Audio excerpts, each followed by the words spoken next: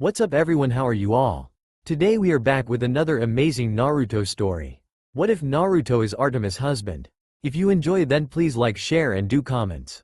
I'm a guy for all and purposes have always been known for, a tool, a weapon, a soldier. But one thing I could never imagine, one word that would describe me, a friend. I never had a friend before because I've had roadblocks after roadblocks after roadblocks thrown in my path. But not only did I get past those roadblocks, it changed me into a different person, and I'm really thankful for that, and to my friends and family. Well, this is the beginning of my story. My story of the maelstrom in the root, Naruto Uzumaki.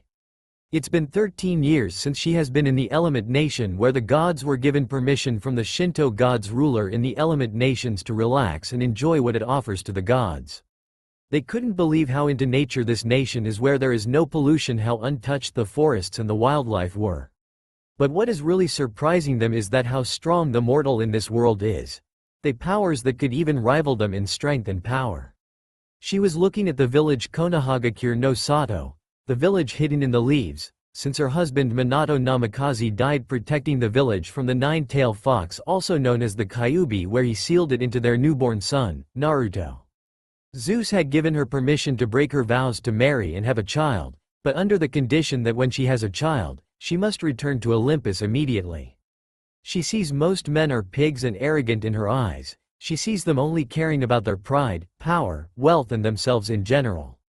But yet she has fallen with Minato Namikaze, who was the opposite of what she viewed men. He was kind, careful, respected and thought of others than himself. The hunters didn't approve of him, but eventually they started to accept him and saw him as a father figure to them, for the Olympians didn't approve of him at first. But when they saw his skills and powers, but also his leadership skills, they started to accept him and even befriend him. The years she spends with him was wonderful and magnificent, and wouldn't trade it anything in the world. When Minato died by sealing the Kyuubi in their son, but also at the cost of giving his soul to the Shinigami god of death and suicide desires, and ruler of Yomi, so she couldn't see or visit him in the afterlife. She wanted to take Naruto with her but couldn't due to ancient laws. But she was given 1 hour with her son and asked the third Hokage Hiruzen Sarutobi, Danzo Shimura, Jiraiya, Tsunade Senju, and Kakashi Hitaki look after her son and promised to keep him safe and looked after. After that, she kissed him on the head and muttered how she loved him and will see him one day, and then she returned to Olympus. Now the woman was known as Artemis, the goddess of the hunt, wildness, virginity, childbirth and the moon. Where she is currently in her teen form, where she has shoulder-length auburn hair and silver eyes and was described as incredibly beautiful. She is currently walking with 3 of her hunters, walking in Konoha, heading toward Hokage Mansion to speak to the current Hokage about Naruto. "It's been a while since we were here, right, Artemis?" said a hooded woman next to Artemis. "Indeed, my friend, indeed," responded Artemis. "It's different from the last time we were here, milady," said a black-haired hunter. "Wonder what happened," said Artemis as she looked around, where the village looks like a wreck and like it's been invaded or something. "Most likely some fight or something, milady, but that doesn't matter. Let's go see your son. I just hope he isn't like other boys," said a big hooded hunter. "I hope he isn't, Phoebe, otherwise I teach that son of mine a lesson," said Artemis, clenching her hand up with fire in her eyes. Okay, calm down, Artemis, after all he is Minato's and your son," said the hooded woman. "I know, just wish I was there for him," muttered Artemis sadly, looking down. "Don't worry about it, this is your chance to see him," said the hooded woman, trying to reassure her friend. "Milady, we're here," said the black-haired hunter, as they look up and indeed had arrived at the Hokage mansion. As they were about to enter the mansion, Artemis looked up at the Hokage monument, and more especially at Minato's face on the monument. She sighed sadly and entered the mansion with her hunters. As they went into the mansion and headed to the Hokage office and were given permission to enter the Hokage office, and when they saw who the Hokage was, they were shocked. They were expecting Hiruzen Sarutobi to resume his role as Hokage, but the man in front of them was different. He was a frail old man with black, shaggy hair, and his right eye was bandaged and wore a white shirt, with a black robe over the top of it covering from his feet to just over his right shoulder. This man was Danzo Shimura. Danzo looked up from his paper to look who entered his office, and his widened, seeing who was at his office. He recognized her as Artemis, the Greek goddess of the hunt and moon. "What happened to the village, Danzo, and what happened to Izorin?" asked Artemis. We were invaded by Orochimaru, who led Otogakure, specially known as the village hidden in sound, and was allied with Suna, or as the village hidden in the sand. Hiruzen went and battled Orochimaru, but he used the Edo Tensei to revive the Lord First and Second and gave him quite the battle that was extraordinary. But Hiruzen used the Reaper Death Seal to seal both Lord First and Second, but unable to seal Orochimaru, but managed to seal his home. He then died due to the first condition, and as such, I was appointed as the Godem Hokage, my lady, explained Danzo. I see, said Artemis as she and her hunters looked down and mourned for the fallen Hokage. But then she looked up and looked Danzo in the eye and said, "Where is my son, Danzo? I want to see him." Then Danzo's eyes widened, but then looked serious at her and then said, "I'm afraid I cannot do that, my lady." Her eyes narrowed and said dangerously, "And why not?" "Because he is needed here, he is a Jinchuriki, a weapon and asset to our village," said Danzo calmly. "He is my son and I am his mother, and I have every right to see him, so I won't ask again." "Danzo, where is my son?" Artemis growled and is losing her patience, and her hunters were too, as they had their bows on hand and ready to use it. Danzo looked around for any escape route or a way to find the upper hand on the moon goddess and her hunters, but in the current situation and position he is in, he knows that the chance of success for either of the two scenarios are slim, and then sighed and said, "Very well, I'll send someone in to get him, but he isn't what you will be expecting." And he ordered his secretary to get Kitsune, Fox, for him. "And what makes you say that, Danzo?" asked Artemis calmly but also in a dangerous voice. "Because I trained him to be my weapon and tool with no emotion. In a few more years he'll be the perfect weapon for this village, but I see now that plan is gone," replied Danzo. And the atmosphere got intense. Killer intent was released from the hunters, but no more intense than Artemis, as her eyes darkened and gave Danzo a death glare so intense that would make Chaos wet himself, not wanting to face the wrath of the almighty moon goddess. She then said, "Danzo, you promised me you would look after him. You swore to me that you and the others would look after him." "But I did, my lady. I raised him and cared for him in the last 7 years. I taught him to fight, survive, and to kill. But you didn't say anything about giving him a childhood or a happy life. How did Hiruzen, Jiraiya, Tsunade, and Kakashi allow this? They promised they would look after him." "That is true, but they didn't know. They all thought that Naruto had died," replied Danzo. He looked Artemis in the eyes and then continued, "When he was 6, the village came and attacked him and blow up his apartment with him still inside, but fortunately when root agents came in time and got him out in time while he was unconscious. That convinced them of Naruto's death and believed that they failed you. And with them out of the way, I trained him to be the emotionless weapon I see him today." Artemis' anger has just risen and was about to express her anger when suddenly the door opened, revealing an Anbu agent. He looked around, about 12 to 13 years old, tan skin and spiky sun-kissed blonde with auburn streaks all over his hair similar to her hair. And he was wearing the standard Anbu gear with katana strapped on his back, also wearing a fox mask with patterns on it. He walked past the hunters and kneels in front of Danzo and said, "You called for me, Danzo-sama?" "Yes, Kitsune, the woman behind you is your mother and she is here to take you with. I ask you to remove your mask and look at her," said Danzo as Kitsune turned, looking at the women. He took off his mask to reveal a handsome young man with 3 whiskers on each side of his cheek. He is wearing a Konoha headband on his forehead and revealing 2 sapphire blue eyes. As the hunters stared, they couldn't help but stare in shock at the boy in front of them. He looked exactly like Minato, but his hair was in a different style, not to mention the auburn streaks. The black-haired hunter couldn't help but blush at him and thinking how handsome he is, but shake it off. But no one was more shocked than Artemis, since she is looking at her son, her baby boy. She couldn't help but have her eyes, tears and pouring down her cheeks. Her baby boy had grown up. Before anyone could say anything, Danzo made a hand sign and placed his hand on the back on Naruto's head. His eyes widened and pass out. Artemis caught him before he hit the ground. This alerted the hunters, and seeing their anger had risen. "Danzo, what did you do to my son?" roared Artemis while holding Naruto. "I simply removed the cursed mark one placed in any root secret from him. Now take him if you want, but be warned. The minute you leave with him, I am labeling him as a missing nin. He'll be hunted down and bring back to this village as its Jinchuriki of Konoha. We will find a way to enter the Greek world," said Danzo. Before Artemis could say anything, the hooded hunters walked up and said, "And when that time comes, he will be ready and prepared, and so will we." Danzo raised his eyebrows and asked, "And who the hell are you?" The hunter simply put her hood down, making Danzo widen his eyes. The women in front of him had slender, but feminine build, fair skin, violet eyes and fiery red hair. This was Konoha former Kyuubi Jinchuriki, Kushina Uzumaki. You're supposed to be dead. How the hell are you still alive? Danzo muttered in shock. I don't have to tell anything, Danzo. You turned my godson into one of your weapons and that has put you on our shit list and others soon enough. I want nothing more than to kill you and most likely the same with Artemis, but I think that pressure belongs to someone else. Now Danzo, we will be taking our leave, said Kushina as she turned around to Artemis, who was still holding Naruto and nodded to her and began to shine.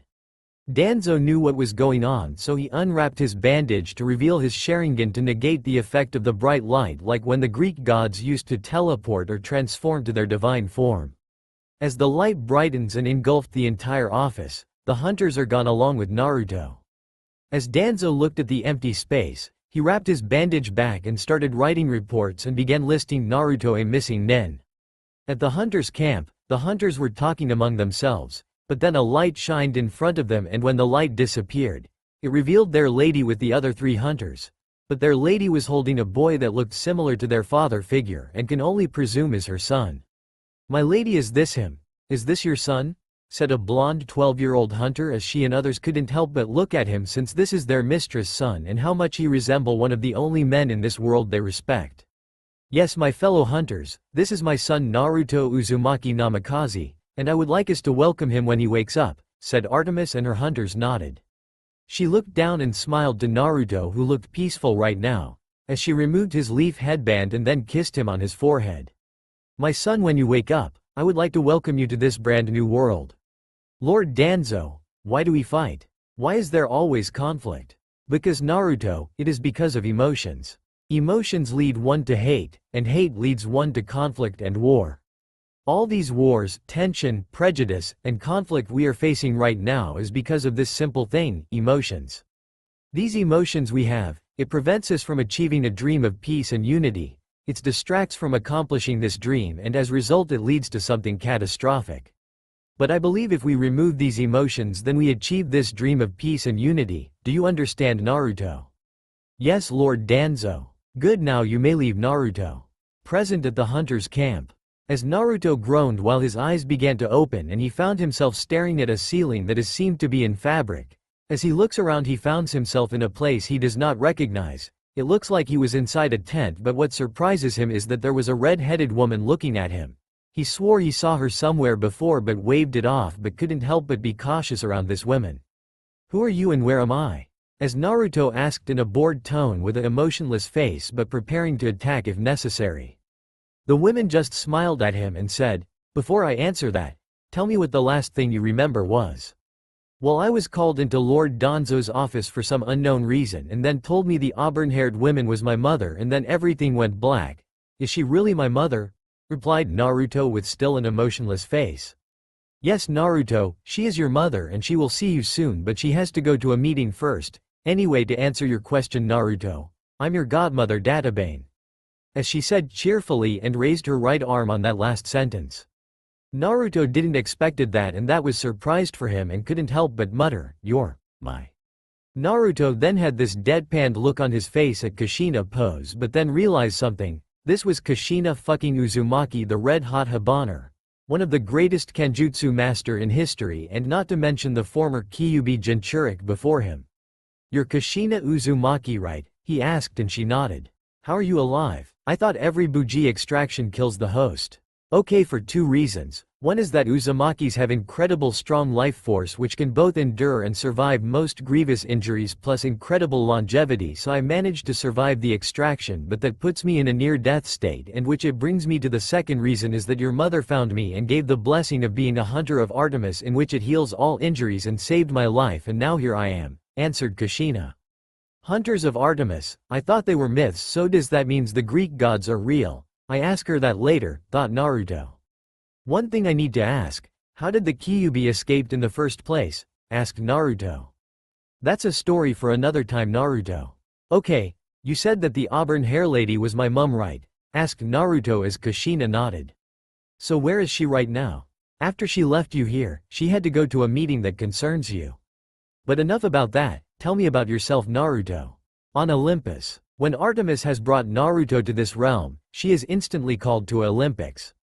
All the Olympians were there excluding Hades, and Zeus demanded why Artemis had brought her son here. She explained the situation with Naruto, Konoha, and Danzo about him turning Naruto treatment by the villagers, and which led Danzo getting his hands on Naruto and turning to what he is now. As to say, all of them were disgusted on the treatment of Naruto, and no one can blame Artemis for what she did, even Zeus. Okay daughter, he can stay, but we might have to get permission for Izanami since he belonged in her realm, said Zeus. That won't be necessary Zeus, a powerful feminine voice speaks out. As the Olympians look at the direction of the voice, and what they saw was Izanami, the Shinto primordial goddess of creation and death. She had long black hair in a traditional Japanese style. She has pure blue eyes, and she is wearing a pure white kimono with blue patterns on it with a yellow obi with accessories on her. She is slender and feminine build and is so beautiful that she was considered more beautiful than Aphrodite herself. She was also a very kind and generous goddess and had an overall good personality. But don't let her looks deceive you. She has the power to defeat the Olympians, Titans, and even primordial gods together in less than 5 minutes. She was even said that she could rival Chaos in powers and skills, which is why everyone respect and fear her at the same time. You have my permission to have Naruto here. I have seen what the village and Danzo did to him and it disgusted me to no end. Due to ancient laws I couldn't interfere my world and the fact he was a Shinto descendant, but you could since he is a Greek demigod, and since you weren't from my realm, you Artemis could interfere with that, so I thank you for taking young Naruto, said Izanami with a gentle smile on her face. I have seen in the future that he make bonds and friends with, he continues the path you lead, and one day be the savior of both worlds with another, and don't worry, he isn't your child of Propensi but of another. You seem to be interested in the boy Izanami. Why? Asked Athena, the Greek goddess of wisdom. He has an ability that interests me. He has the ability to defy his and others' fate. In other words, he can fight the Sisters of Fate and denied them, as Izanami stated, which caused the Olympians to shock but quickly waved it off. Well, thank you Lady Izanami, you are forever in my debt, said Artemis. Don't worry about it Artemis, we are friends, so don't worry too much about it. Now if you excuse me, I have to go back to my realm. Well, goodbye, said Izanami as she left in a bright light. As soon as Izanami left, the meeting continued on. Okay, now that's out of the way. Daughter, I will give you permission to spend 1 month with him to teach about our world and culture, but after that, he's on his own, and show him the way to Camp Half-Blood. Okay daughter, as Zeus said to his favorite daughter, and with that she nodded and left back to the hunter's camp. So that was Minato's brat. He seems strong and I don't mind fighting him in the near future, said Ares, the Greek god of war. He's interesting enough. Can't wait for him to come to camp and entertain me, said Dionysus, the Greek god of wine and madness. I can't wait to meet him. I can teach him many things and tell him about his awesome uncle, said Apollo with a strange pose which caused everyone to sweat drop. Yes, but until then dismissed, said Zeus in a dramatic voice, and with that, the Olympians left. Meanwhile, back at the hunter's camp. And then I wake up to see you, that's pretty much my life, as Naruto finished explaining his story to Kushina, and as she was about to say something, a bright light appeared out of the tent. It seems your mother is back. Well, come on, let's go meet her, as Kushina left the tent and Naruto followed. When he got outside, he saw a bunch of girls staring at him, but in front of them was a woman about in her early 20s and has shoulder-length auburn hair and sliver eyes and was described as incredibly beautiful in his opinion. As the women came up to him and suddenly hugged him while he stood there showing no emotion.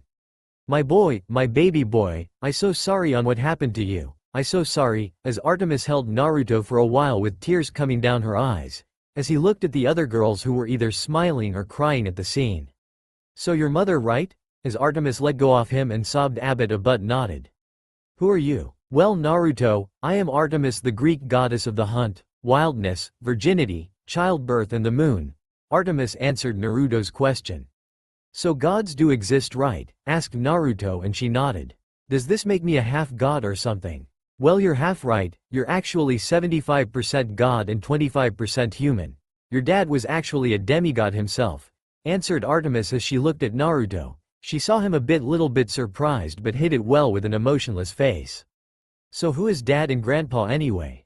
Your grandpa, I can't tell you now, but you will find out later, but your father is someone you might know well. He's the Yellow Flash Minato Namikaze. Wait, you're saying my dad was the fourth Hokage himself? Yes, Naruto, but enough about that. I want to know, what do you think of me, Naruto? Are you upset that I wasn't there in your life? Asked Artemis and was nervous about Naruto's answer. I don't know how to feel about this. I don't if I should be happy or mad.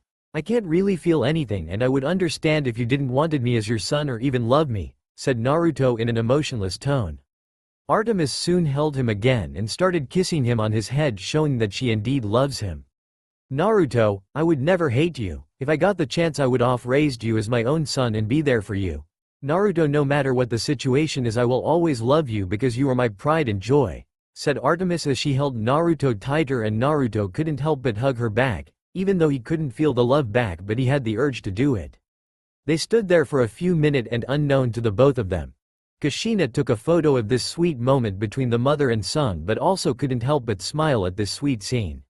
1 month later. During the 1 month he spent with the hunters and his mother, he learned a lot of things in this world like English, technology and about Greek mythology, and it was different from in this world in many different ways like advanced technology, no alliances, and certainly not everyone around is a trained killer.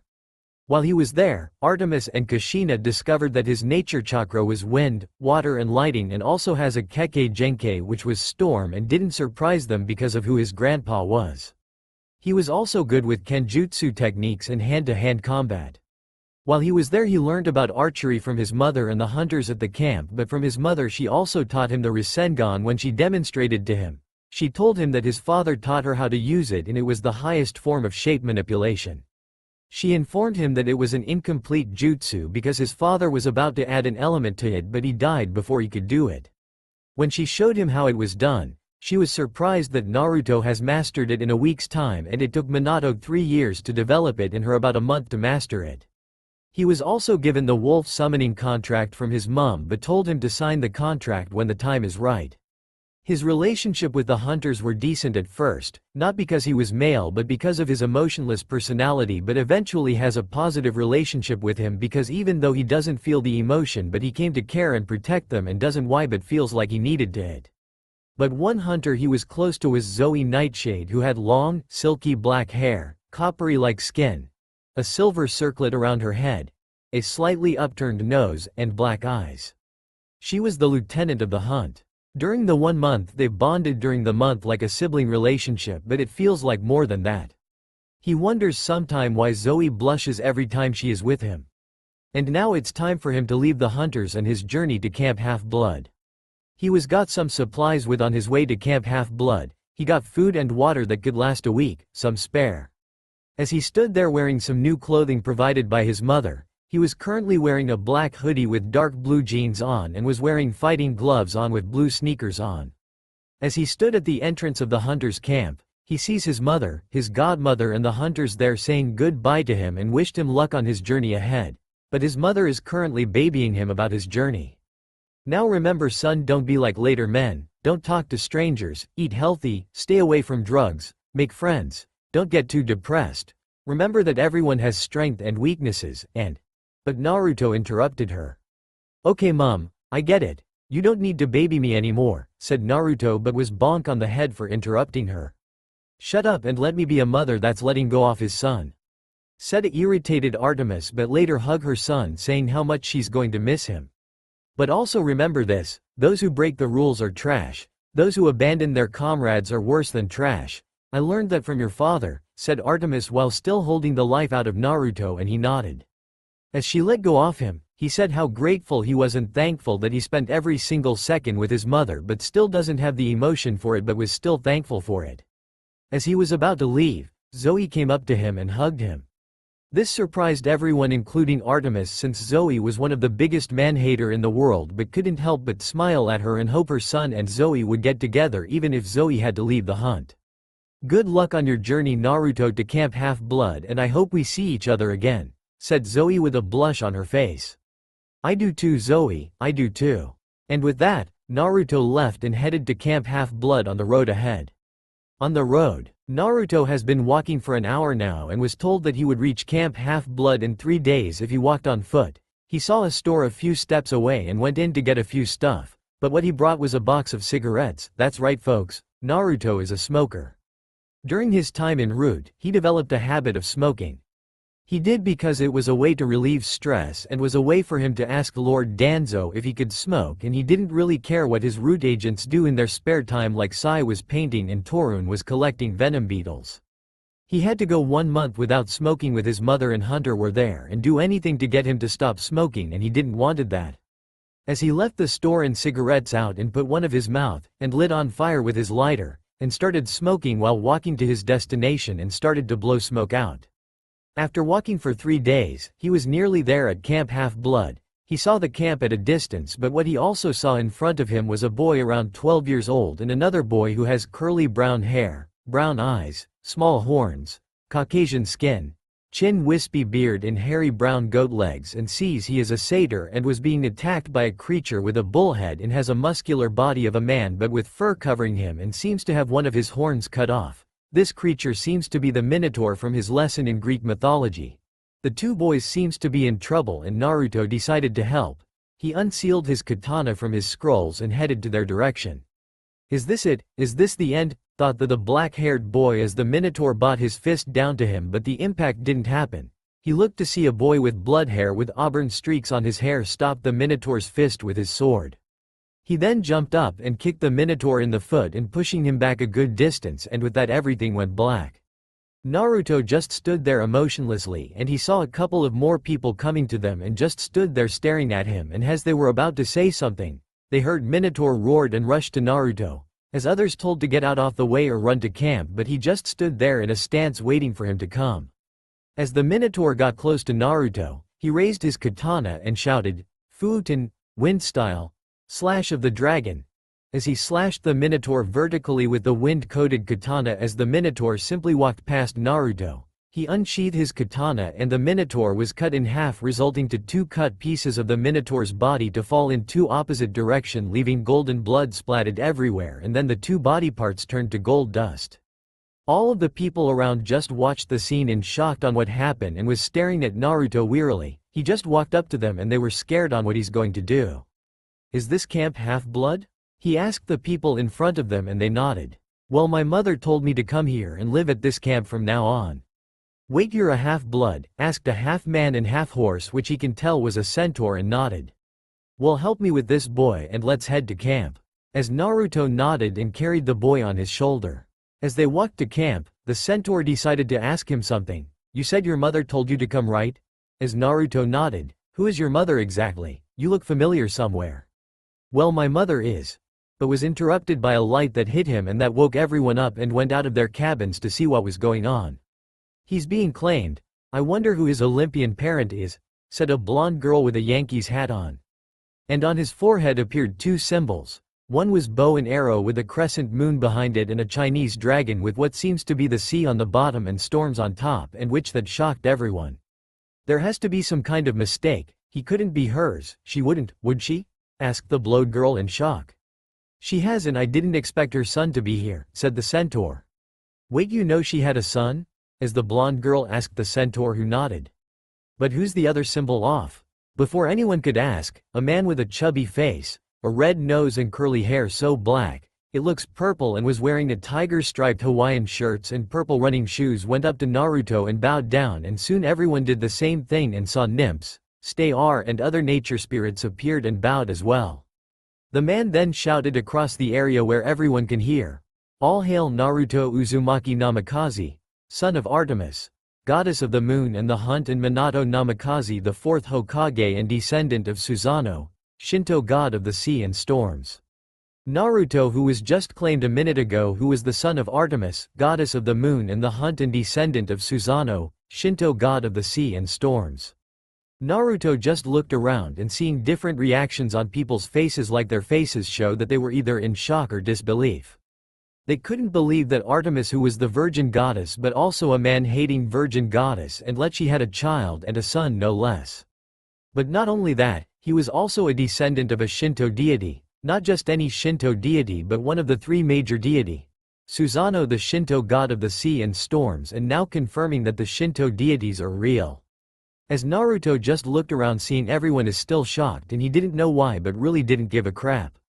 The centaur spoke up, gaining everyone's attention, and then said, Look, I know you all have a lot of questions, but it's really late and we can discuss it in the morning. And as everybody nodded and headed back to their cabins and the centaur walked up to him. He was a middle-aged white centaur from the waist down with thinning brown hair, bushy eyebrows, intense brown eyes and a scruffy beard. Hello young demigod. My name's Chiron and I'm the director of this camp.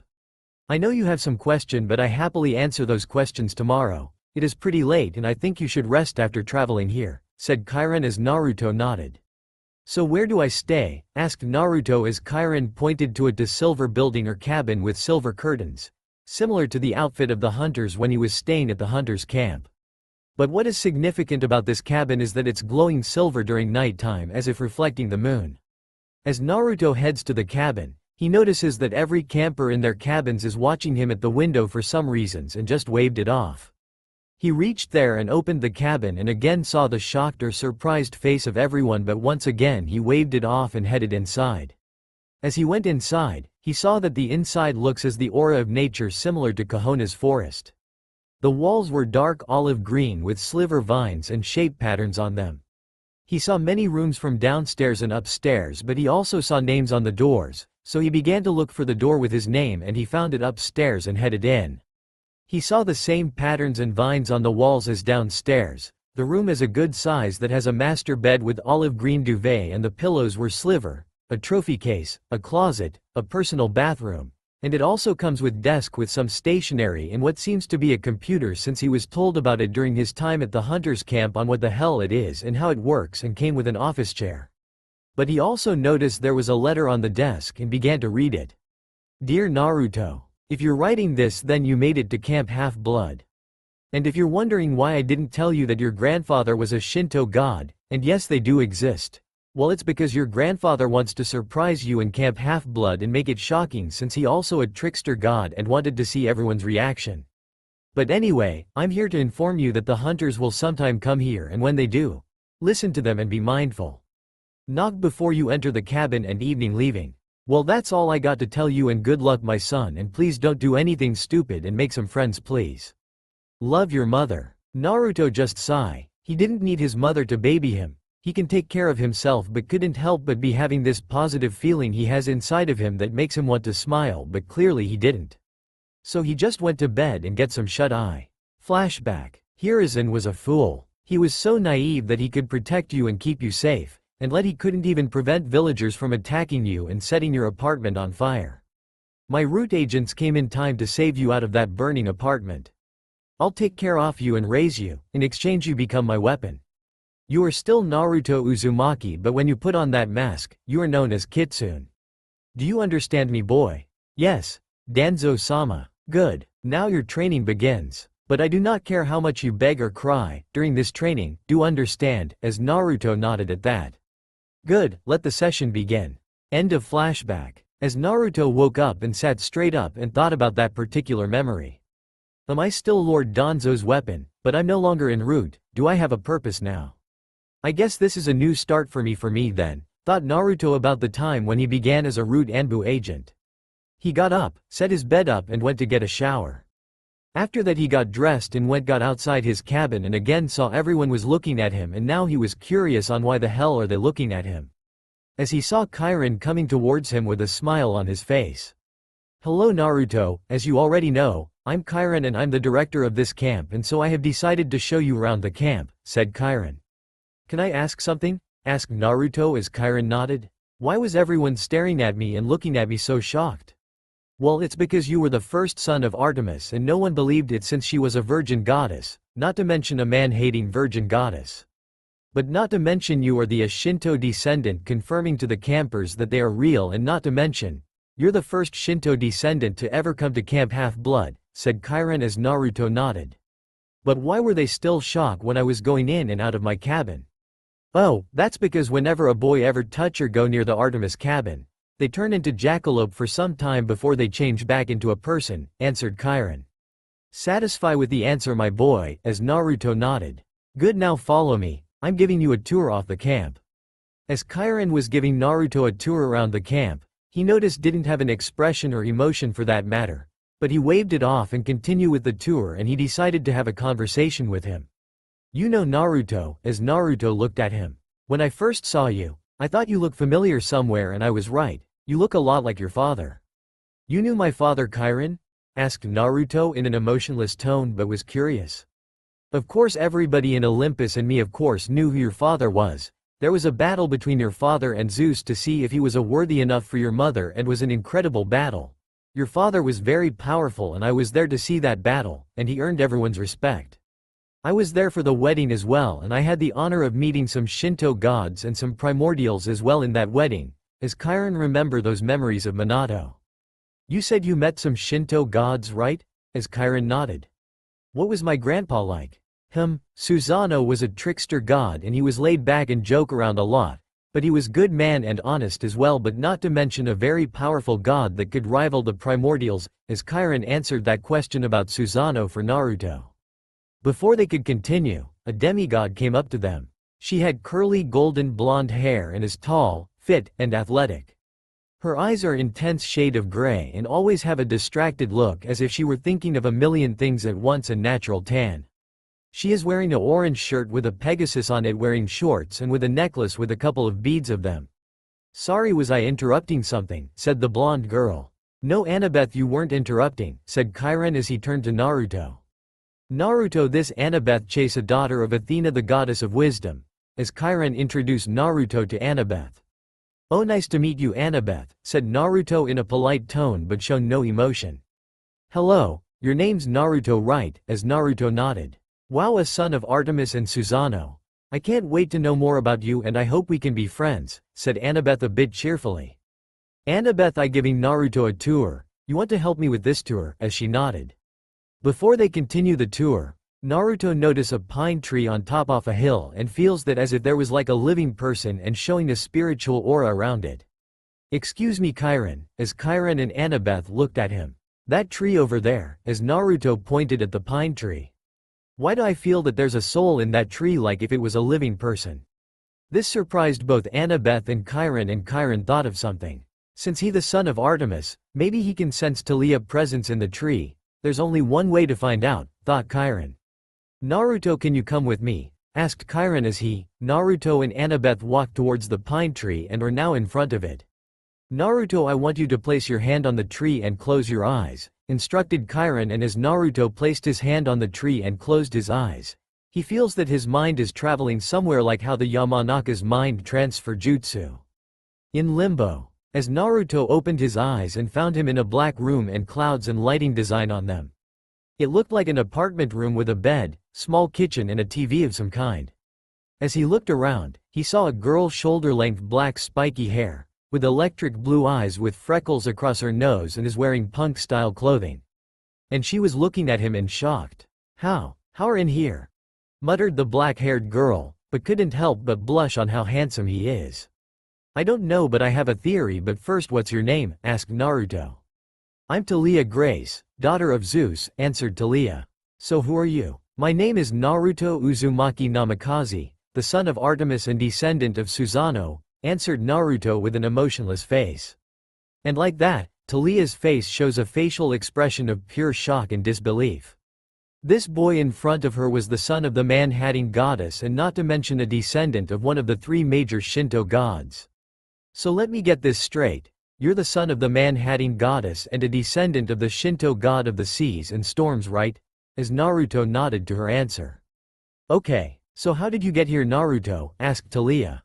Well, I was asked by a centaur named Kirin with a girl named Annabeth, but was interrupted by Talia. Annabeth? Yeah, she was with me giving me a tour with Kirin, answered Naruto.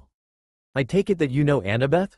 Yeah, me and another demigod named Luke were very good friends and was together traveling to Camp Half-Blood with a satyr named Grover. But anyway, continue, explained Talia.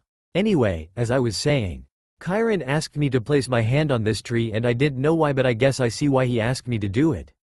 So anyway, how long you were here for and why are you inside a tree? Asked Naruto politely. Well, that explains how you got here. So anyway, I was in this tree for 5 years and to why I'm here because Hades found out about my existence and sent the worst kind of monsters after me. I stayed and fight them, but I was heavy wounded and at near death, so my father took pity on me and turned me to a tree, and this tree is used to protect Camp Half-Blood, and so here I am, in limbo, explained Talia. Talia, I do not know if this was the right thing for you to do, but you were very brave to do for your friends, said Naruto, which made Talia smile and blush a bit.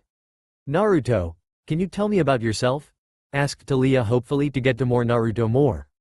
Maybe another time, I have to go back to Annabeth and Chiron and explain the situation to them, said Naruto as he saw the sad expression on Talia's face. Can you at least visit me once in a while? It gets lonely in here, and will you tell me about yourself? Asked Talia. Naruto was about to say something, but Talia had this pleading look, making her look adorable, and Naruto just sighed. Okay, I visit you once a day, said Naruto with a defeated look. Talia just smiled brightly and hugged Naruto, and he just hugged her back a little and pat her on the back. Thank you, Naruto. I hope I see you soon, and can you say hello to Annabeth and the others for me and tell them I'm doing fine in this hellhole? Yeah, I will, till next time then, said Naruto as he took a few steps back and disappeared. Yeah, till next time, whispered Talia sadly with a blush on her face. Camp Half-Blood. As Naruto opened his eyes and turned to Chiron and Annabeth, but there was two other people there as well. One was a tall young man around his late teens or early 20s with short-cropped sandy blonde hair, blue eyes, an athletic and muscular build, and a sneaky look with a deep pale scar that runs from the bottom of his eye down to his chin. And there was the same satyr curly brown hair, brown eyes, small horns, Caucasian skin, chin wispy beard and hairy brown goat legs he saved yesterday. So this must be Grover. So Naruto, what did you see? Said Chiron, hoping his theory was right. Well, I meet a girl named Talia when I was in there, said Naruto as it surprised Annabeth, Grover and the blonde man. Really, how is she? Is she okay? And is she doing fine? Said Annabeth, excited and worried at the same time. Annie, let him speak, so continue Naruto, said the blonde man. Yeah, she's doing fine, and she wants me to tell you and a guy named Luke and a satyr named Grover that she's doing fine in limbo, said Naruto, and he just looked at the satyr, and I guessing you're Grover, as Grover nodded. Likewise Naruto. Oh, and thanks for saving me and Percy from the Minotaur yesterday. Oh, and Luke is the guy next to me, said Grover, and as Luke just waved at him. And Grover just realized something. Annabeth, Luke, maybe you guys should check on Percy, he's walking up right now. Luke, can you go and give Percy the tour and show him around? I want to get to know Naruto a lot more, asked Annabeth as Luke nodded and left with Grover. So my theory was right. You can communicate with Talia since you have your mother's sense in nature, but enough about that, let's continue with the tour, said Chiron as they walked again and see some of the stuff in Camp Half-Blood. At the tour they saw other cabins, the climbing wall, the stables, armory, and even the beach in Camp Half-Blood. Alright, that's it for the tour, and you may do whatever you want now, said Chiron as left Annabeth and Naruto. So Naruto, can you tell about yourself a bit? Asked Annabeth curiously. Well, I'm from a place called the Element Nations, but was interrupted by Annabeth. The Element Nation? Can you tell me about that place and the powers they have there, please? Said an excited Annabeth with her eyes going wide. As Naruto explained the 5 major nations, he described that each one was different in landscape, like the Land of Wind and the sand village known as Suna was hidden in the sand, the Land of Water and the village was Kiri and was hidden in the mist, the Land of Lighting and its village Kumo was hidden in the clouds, the Land of Earth and its village is the Iwa hidden in the rocks. And his home was the Land of Fire hidden and its village was Konoha and is hidden in the leaves or a big forest. And then he explained to Annabeth that the power they use is Charka, which is spiritual and physical energy combined. He explained further that Charka can use for anything like walking on water and trees, using for combat and healing as well. He then went further on explaining that they can manipulate the 5 elements and make it in any shape they like. He gave her the basic details of taijutsu, genjutsu, ninjutsu, kenjutsu, and kinjutsu. So that's basically it, said Naruto as he finished explaining to Annabeth. So Naruto, what's your Charka nature if you mind me asking? Asked Annabeth curiously. Well, my nature chakra is wind, water, lighting and storm. I thought there were only 5 chakra natures? Asked Annabeth. Oh right, I forgot to explain Kekkei Genkei to you, responded Naruto. As he explained that Kekkei Genkei is a bloodline to certain clans or individuals that pass down genetically. They can be anything from dojutsu, which are eye techniques, they can manipulate their bodies to do something, unique ability, or combined two elements to form a sub-element like his storm release that combines water and lighting. Can you show me your storm release please? I want to see it, asked Annabeth hopefully to see Naruto's Kekkei Genkai. Okay, you might want to take a few steps back, said Naruto as Annabeth took a few steps back but still keeping her eye on Naruto. As Naruto did a few hand signs and pointed to the sky. Ranton, storm release, laser circus, as several beams of lighting flowing like water was shot up in the air and was so bright that all the campers saw and awesome it is, and then the beams died down, and as Naruto looked at Annabeth, he saw this excited or cheerful look on her face. That was awesome Naruto, really awesome. So that was storm release, so that was your bloodline, and I'm going to guess that you inherited that from your grandpa, said Annabeth, who looked that she wanted to know more. Naruto just shrugged, not knowing how he got that particular bloodline, and that just made Annabeth pouted. But Annabeth noticed Naruto that he didn't show any emotion or expression for that matter in the entire tour but just waved it off. So they walked together and talked about a few things.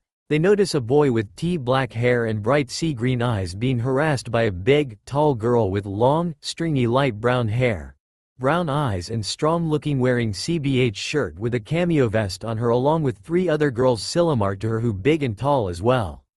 Annabeth decided to intervene and not get the black-haired boy killed or something. Clarice, Annabeth sighed, also noticing the looks. Why don't you go polish your spear or something? Sure, Miss Princess, the big girl said. So I can run you through with it Friday night. Ras Korakas, Annabeth said, which was Greek for, go to the crows. Though he had a feeling it was a worse curse than it sounded. You don't stand a chance. We'll pulverize you, Clarice said. He then looked at Naruto. You're the guy that destroyed the Minotaur, right, and saved this whipper boy here? As Naruto nodded. Cool, whoever can do that has mine and the Ares cabin's respect, as the other three girls nodded at that. I have a name and it's Percy Jackson. Yes, and guys, this is Clarice, daughter of Ares, god of war. Annabeth mumbled. The war god? Percy said with both eyebrows raised. Clarice sneered and held up Percy by the collar. You got a problem with that? No, Percy said, recovering his wits. It explains the bad smell.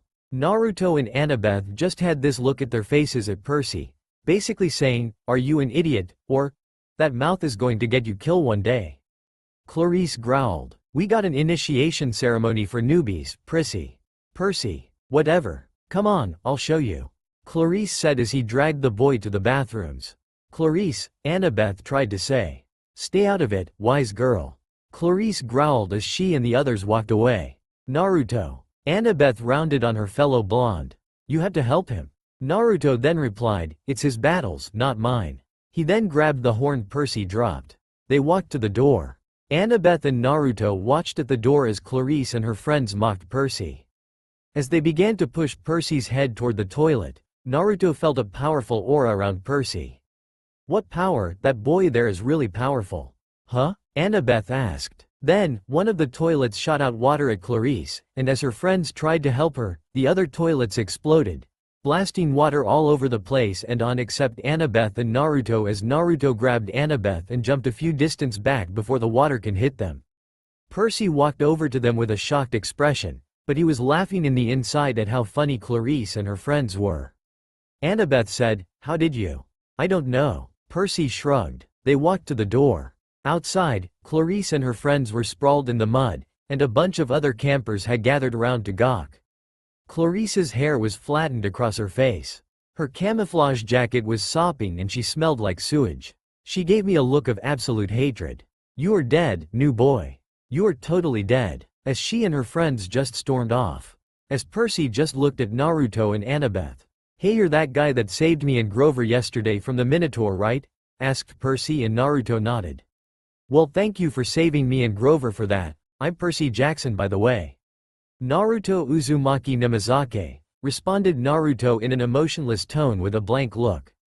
Then Percy just looked at Annabeth and blushed a bit on how pretty she is and was looking at him.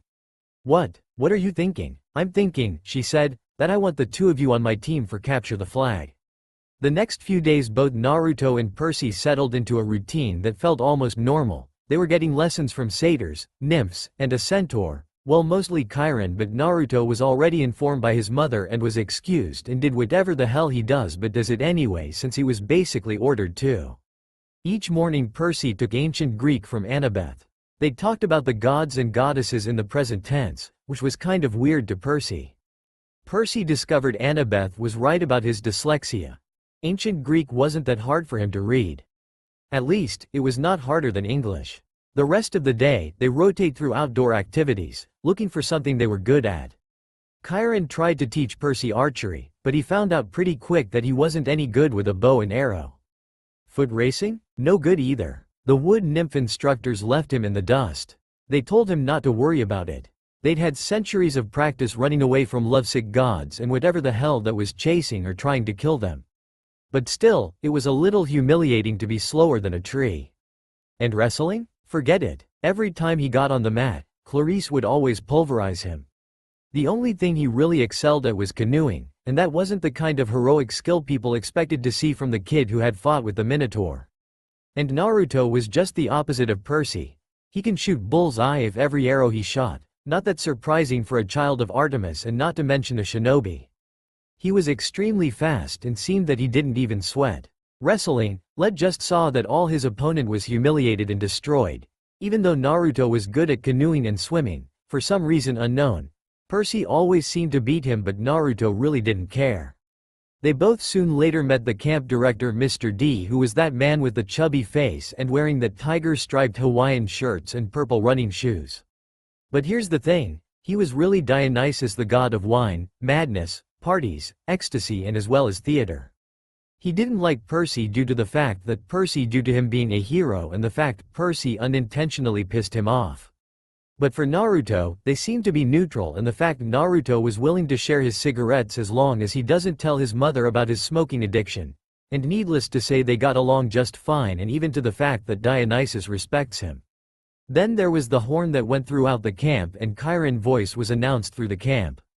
"Okay everyone, time for lunch. Please go to the mass hall please." As everyone was heading except for Naruto, and he just stopped Mr. D before going. "Mr. D, you mind if I can just skip lunch and go for a smoke and I just be by Talia's tree," said Naruto. "Go ahead boy, do what you like," said Mr. D with a bored tone. "Okay thanks, but by the way, is my mother watching us now?" asked Naruto.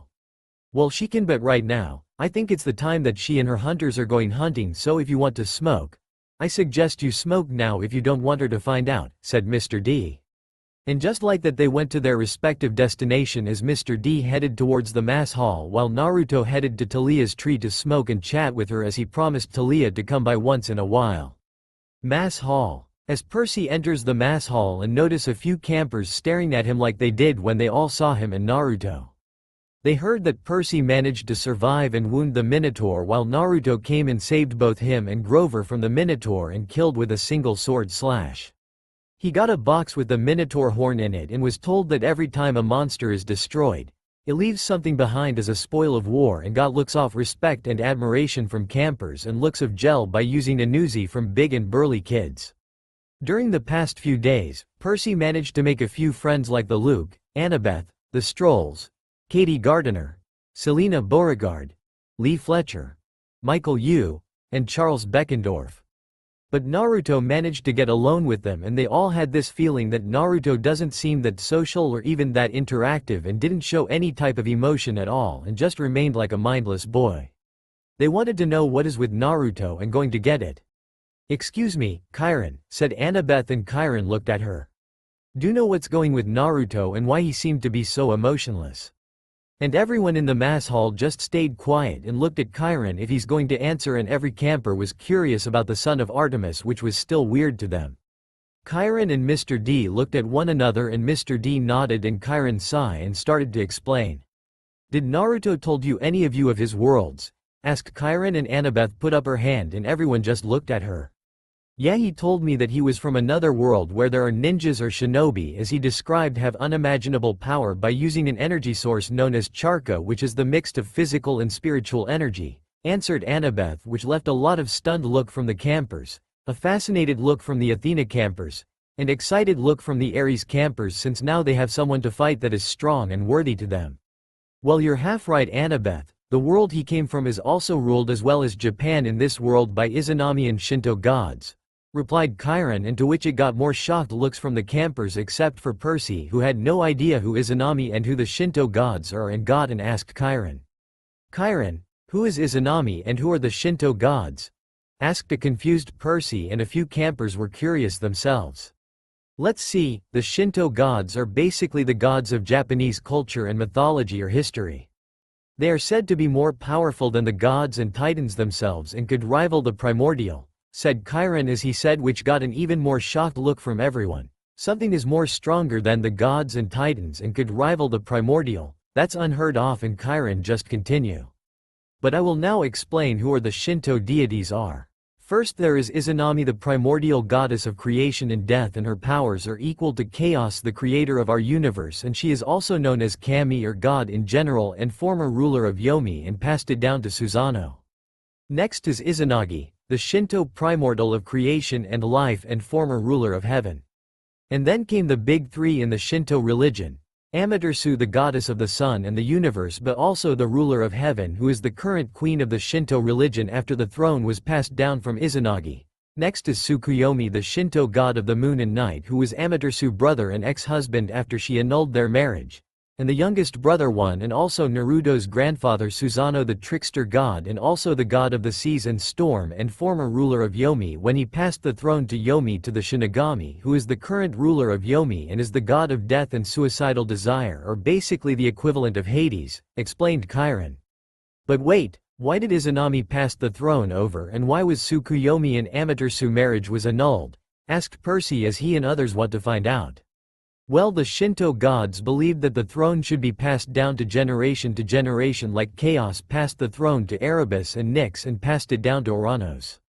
She believed that if you continue to be in the throne and not pass it down, then it would change you to something obnoxious and arrogant like Oranos, Kronos and sadly Lord Zeus, when they would do anything to keep their throne, even if they have to kill innocents to do it, and Lady Izanami doesn't want that to happen to her. And to answer your question on why Lady Amaterasu marriage was annulled is because Tsukuyomi killed the food goddess Uke Mochi out of disgust on how she served Tsukuyomi, and when Lady Amaterasu learned what happened, she was so angry that she refused to ever look at Tsukuyomi again and deeming him an evil god, forever moving to another part of heaven, and their marriage annulled. And that is the reason that day and night are never together. Does that satisfy your answer, Percy? As Percy nodded and a few campers as well agreeing with Izanami's choice on passing the throne like Chaos and Erebus did, and as well as agreeing with Amaterasu annulling her marriage with Tsukuyomi and had every right to do that. Anyway, back to Naruto's situation. They are actually shinobi or ninjas who are there to fight and kill if they are ordered to.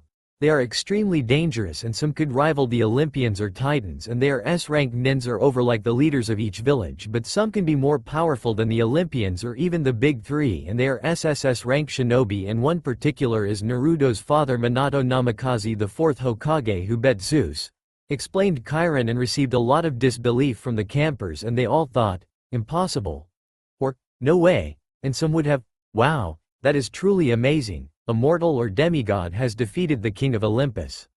To answer why Naruto is the way he is, it's because he was a member of the root Anbu of Konohagakure, Chiron said with a dark look, and Mr. D couldn't help but also have a dark look as well while drinking a diet soda. The campers were confused on who were this root Anbus and why both Chiron and Mr. D did had that look, and it couldn't be pretty, so Annabeth decided to ask. Who exactly are these root Anbu, and are they connected to way Naruto is? Root Anbu is led by the current Hokage of Konoha, Danzo Shimura. Chiron said his name with venom. The root Anbu carries out missions that Danzo believes will benefit Konoha, but to us, it was something that would benefit him. These root Anbu were trained to have no emotion or any sense of humanity or take it away in them. They would carry out missions like murder, assassination, torture, and even kidnapping. Lady Artemis didn't like on what happened to Naruto and decided to take him here, hoping that we would regain his emotion and gain some friends. Chiron finished explaining as he looked around the mass hall. He saw that everyone had a look of anger and rage, even the Ares campers. How could they do that to Naruto, and if they ever meet this Danzo Shimura then he would be sorry. Why? Why did this Danzo do this and to Naruto? Why him? Roared a very angry and disgusted Annabeth. Because Naruto is the Jinchuriki of the Kyuubi, which got the campers confused again, and he sighed and explained. They are humans that have tailed beasts sealed within them. They exhibit extraordinary powers due to the immense chakra reserves they possess. Jinchuriki are typically lonely and miserable people, as they are often shunned and discriminated by their fellow villagers, who view them as the tailed beasts themselves and not as the keeper of the beast. And it got some look of fear, but no one didn't believe that Naruto was the Kyuubi itself but as the keeper of it. But overall, no one couldn't believe these villagers and couldn't more disgusted with them. And to why Danzo took Naruto as a member of Root is because Danzo wants Naruto as his weapon and to be his emotionless lapdog, and Naruto could have begun full-on emotionless if Lady Artemis didn't take him. Then you would have become full-on emotionless and just have no mind or sense at all. Now Lady Artemis requested that you all try to befriend him. He might seem interested or really care, but I can tell that he needs a friend, and Lady Artemis hopes that you could help him regain his humanity and emotions if you are willing to do it, said Chiron as he looked around the campers, and they were all nodding and immediately agreeing on being friends with Naruto. And Annabeth stood up and looked at Chiron and began to say what the whole camp is thinking. Chiron, we will befriend him. We will promise you and Lady Artemis to help him regain his humanity and emotions and be there for him as friends, and we will continue even if it takes months or years to do, announced Annabeth as she looked around the mass hall and shouted, "Right guys?" And immediately the whole camp cheered with a, "Hell yeah," or, "You got that right." Chiron and Mr. D couldn't help but smile at that response, and willing to do that for one suffered soul. "Alright everyone, since everyone has finished their lunch, please get an hour break before you head to the field for Capture the Flag," announced Chiron as all the campers got up and left the mass hall getting ready for Capture the Flag. And now it's just Chiron and Mr. D alone in the hall, and Chiron faced Mr. D. "Do you think they can help Minato's son? Time will tell, Chiron, time will tell." And with that, Chiron left the hall and Mr. D just stayed there finishing his diet soda before flashing out of the mass hall. Limbo. As Naruto is currently in limbo with Taliah and did promise her to visit at least once a day. He is currently telling her about his world and his life to her. She was fascinated with his world and the power they use. She has learned that the Element Nation contains 5 land and each has 1 village as its capital, and learned that Naruto was from Konoha, the village hidden in the leaves. She also learned about shinobi or ninjas are the main military power in the Element Nations. He has described to her their roles, rank and power. She learned that they use an energy called chakra, where it is a mixture of spiritual and physical energy which allows them to manipulate it to any shape, and nature manipulation where they can use the 5 elements in any way they can. As Naruto was telling her about his story as a Root Anbu agent, where he was used as an emotionless tool and weapon to his leader, Danzo Shimura, the current Hokage of Konoha, and also learned that he was something called a Jinchuriki, where a person has a tailed beast inside of him, and was the container to the Kyuubi.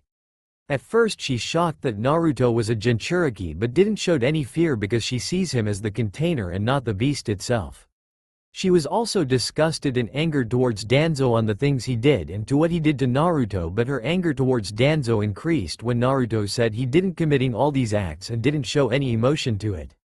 She was really glad that Lady Artemis took Naruto with her, away from Danzo. "And then I came here and was claimed by my mother and grandpa," said Naruto as he finished explaining the story of his past to Taliah, and then looked at her in the eyes. "Well, that's my story, Taliah, so do you see me differently, Taliah?" "Naruto, I don't see you as a monster or as a killer, I see you as someone that can be saved. I don't know if I'm the right person for this, but I will support you in any way, and I would do on what Lady Artemis would need to do, save you. But that's the thing, am I worthy of being saved?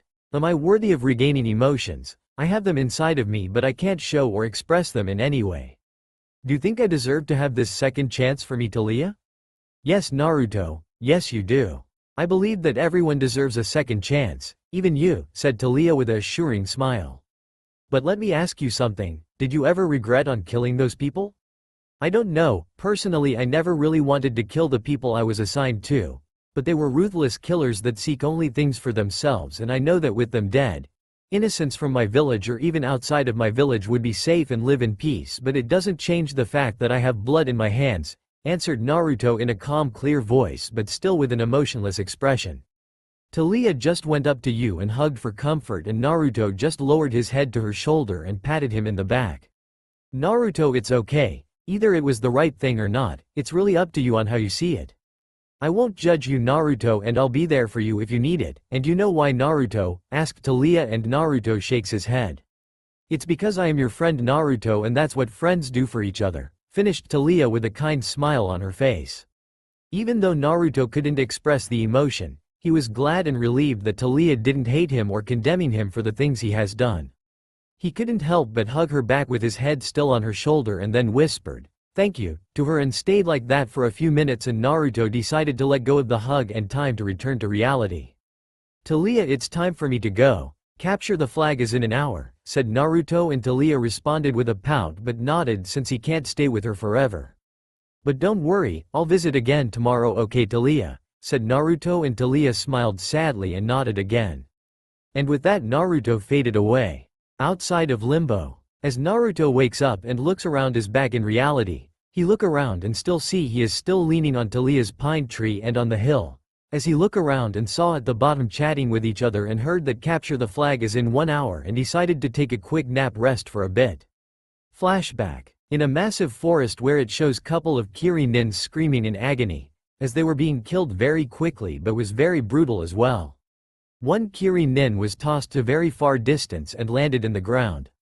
He has long, brown hair, a long beard which he wears in strands adorned with beads, and his lips are also noticeably dark in color. The top of his head is wrapped in bandages, and he has an eye patch covering his left eye, sprouting from under his Kirigakure forehead protector. This was Jinpachi Munashi, one of the greatest members of the 7 swordsmen of Kiri and greatest wielder of the Shibuki, the explosion blade. As Jinpachi was laying face down on the floor with half of his face is covered in blood and coughing out blood, and his sword was out of his reach.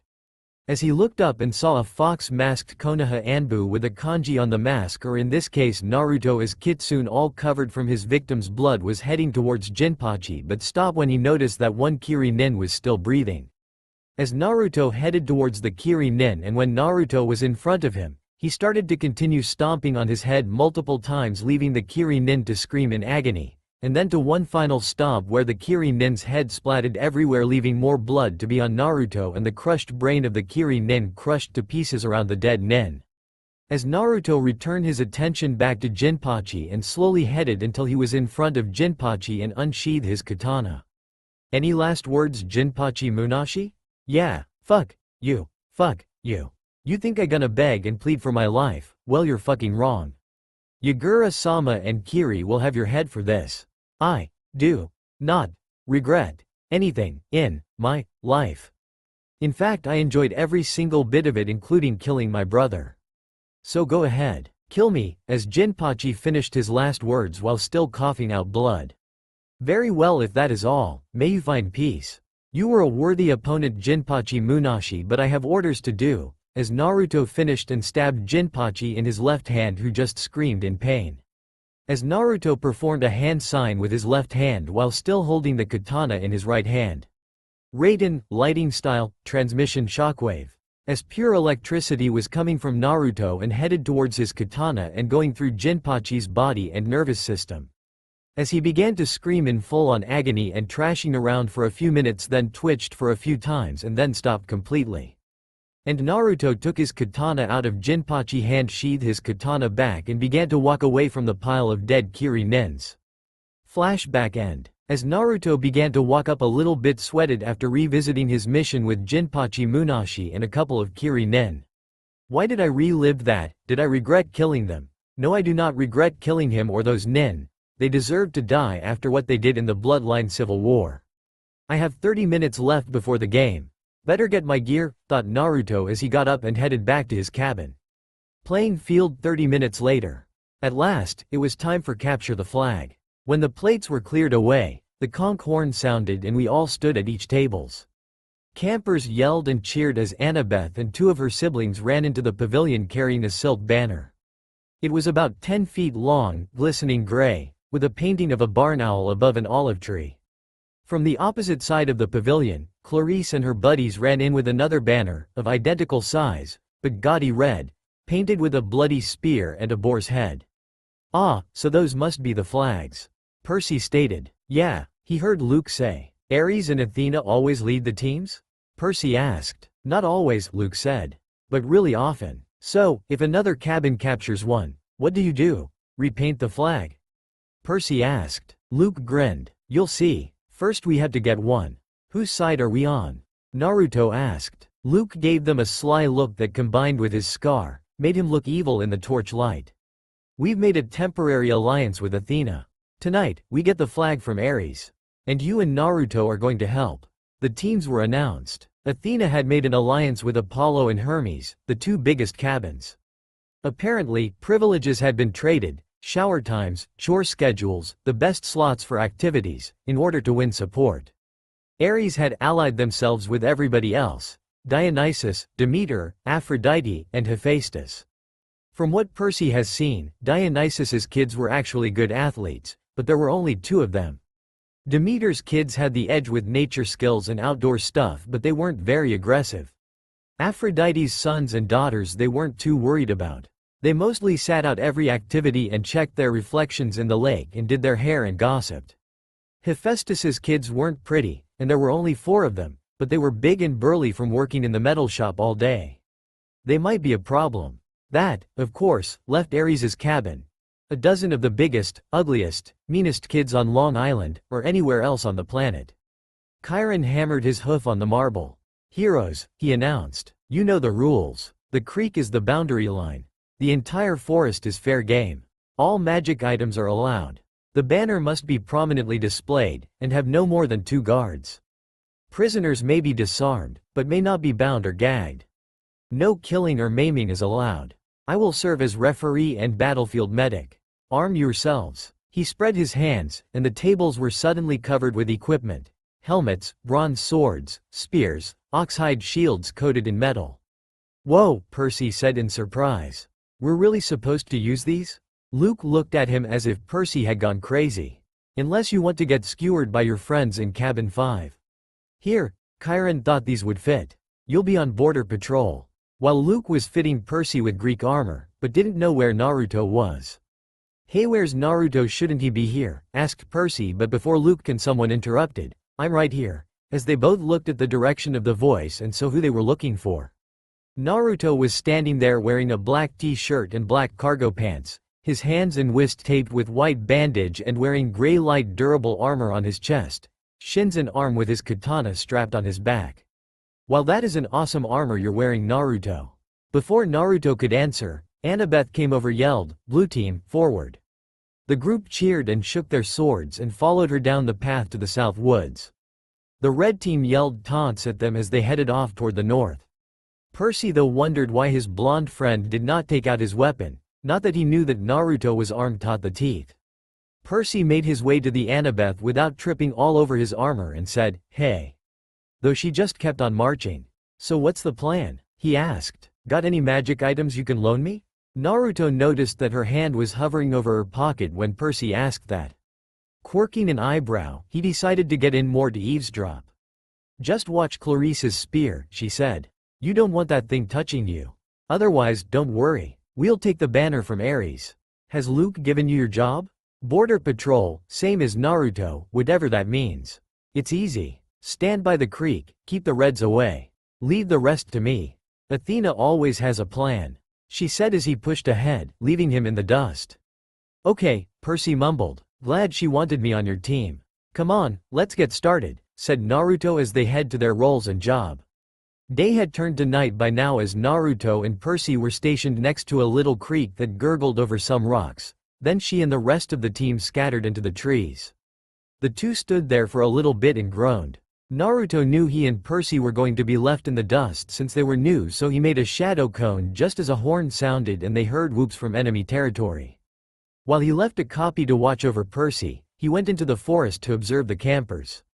He was watching campers beating the crap out of each other until his memories of the clone he left with Percy, it dispelled itself right as Clarice attacked Percy. I wonder what she has against him.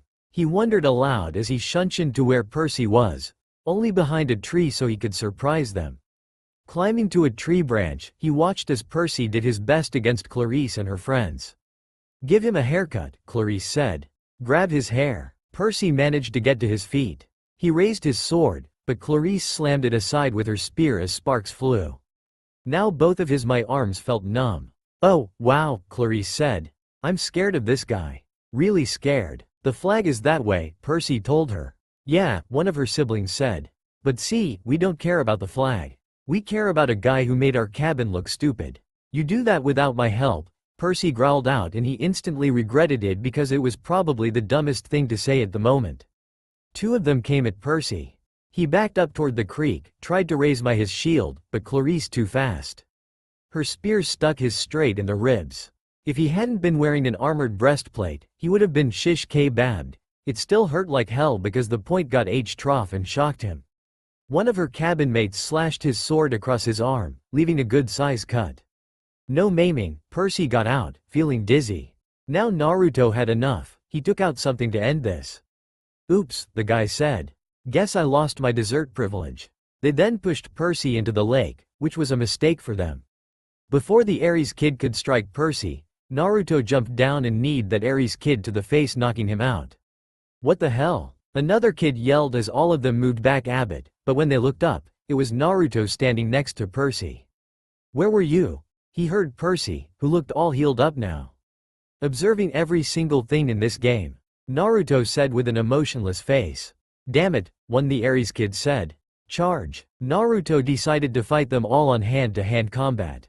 "Let's see what they are made of," thought Naruto. Two Ares kids rushed to Naruto, but Naruto just kicked one in the chin, super kick, making him fall to the ground, and he focused back to the other Ares kids and then elbow smashed the running Ares kid to the jaw, knocking a couple of teeth out. As Clarice decided to take Percy and the other Ares kids decided to take on Naruto.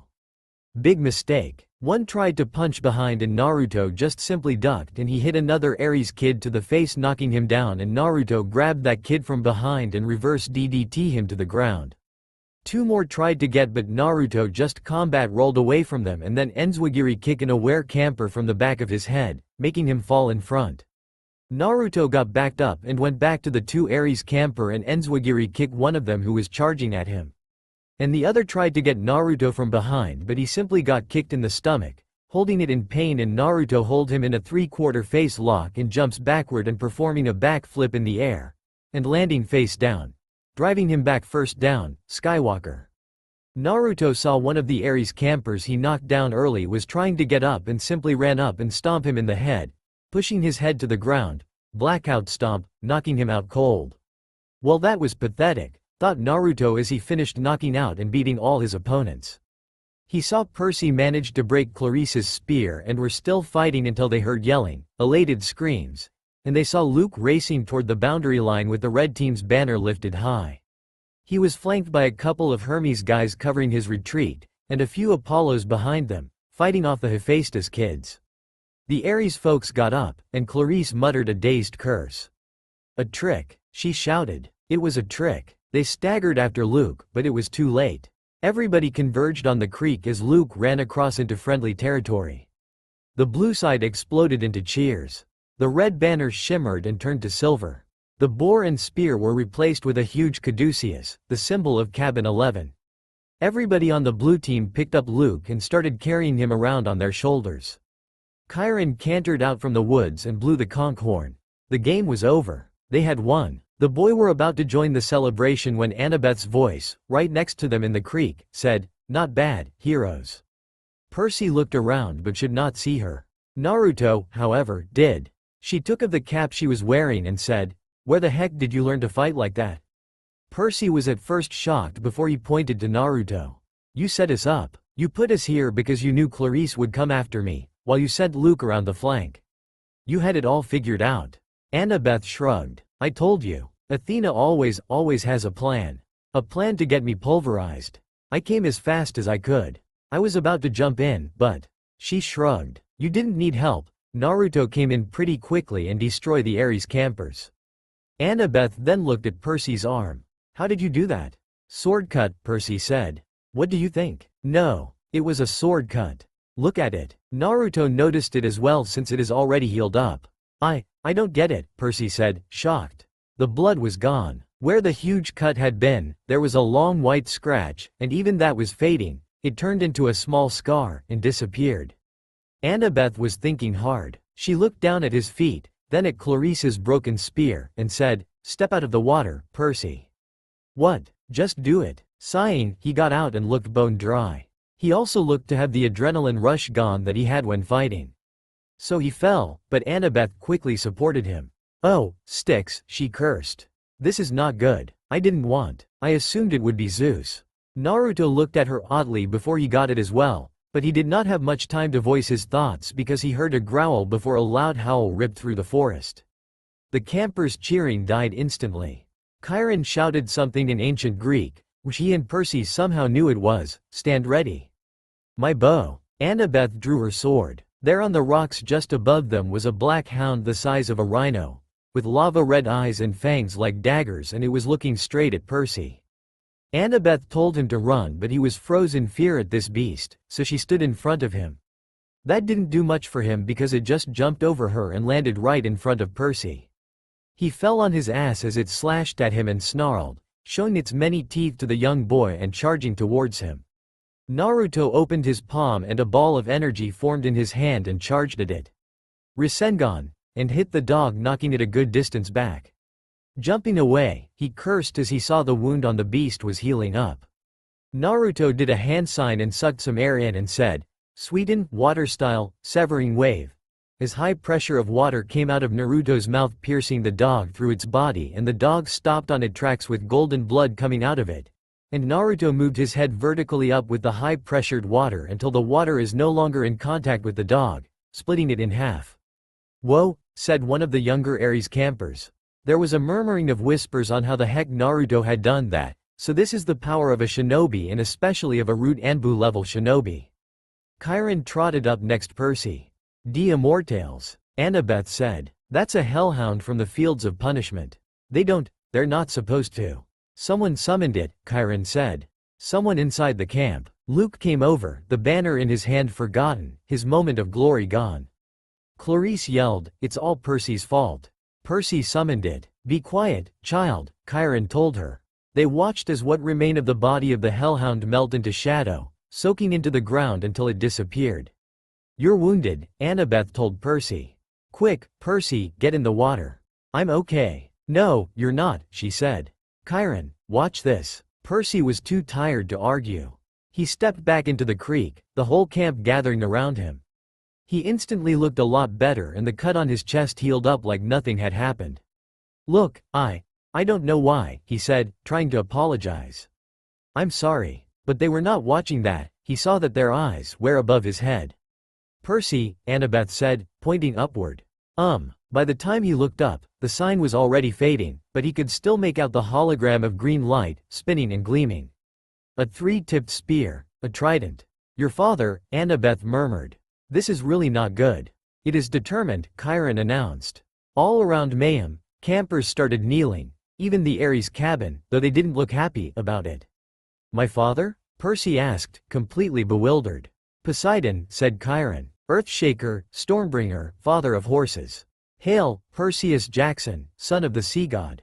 Well, things have just got interesting, thought Naruto. Everyone had moved to the area in the middle of all the cabins.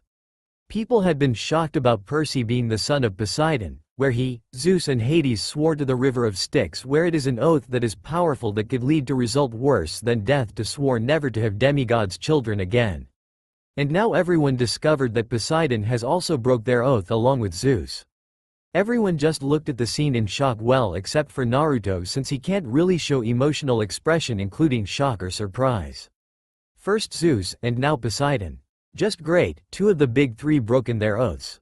"I swear they really need to keep it in their pants," said Chiron as he put his hand on his head and started shaking a bit. "What oath?" questioned Percy. "Not now, Percy, I'll explain later," said Chiron as he looked at the shock campers and then shouted around everyone, "Return to your cabins and then go on with your daily life." And with that all the campers headed back to their cabins and Mr. D just left to do whatever he was doing. Everyone left except for Percy, Naruto and Chiron were left. "Percy, I think you should get all your stuff and head to cabin number 3 since that is father's cabin and stay there from now on," said Chiron, and Percy nodded and head back to the Hermes cabin to get his things and head to the Poseidon cabin. As Chiron was about to leave, he felt a hand on his shoulder and turned to see Naruto looking at him. "Chiron, what exactly is this oath?" How does Percy relate to the big three oath they swore? Questioned Naruto, and Chiron just sighed in answer for Naruto. Okay. The big three swore an oath to the River of Styx, where it is our powerful oath that if you break it, then the consequence would be worse than death. They swore to never have demigod kids again. Zeus was the first to broke it by having Talia, and now Poseidon has also broke that oath, and you can see why this is a surprise to everyone, explained Chiron, and Naruto just nodded in understanding. So is that why Hades sent monsters to attack Talia, because Zeus broke the oath? Naruto asked, and Chiron nodded.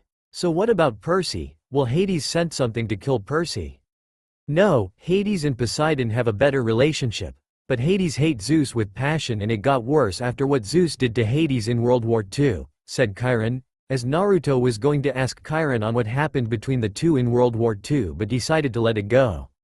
Oh right, thanks Chiron for explaining this to me. I going to tell Talia on what happened moments ago. I see you later Chiron, and with that, Naruto walked away and headed to Talia's pine tree, and Chiron just looked at the back of Naruto walking away. Minato, I just hope your son can regain his humanity and emotion, Chiron thought with a sad smile, and with that, he left the area.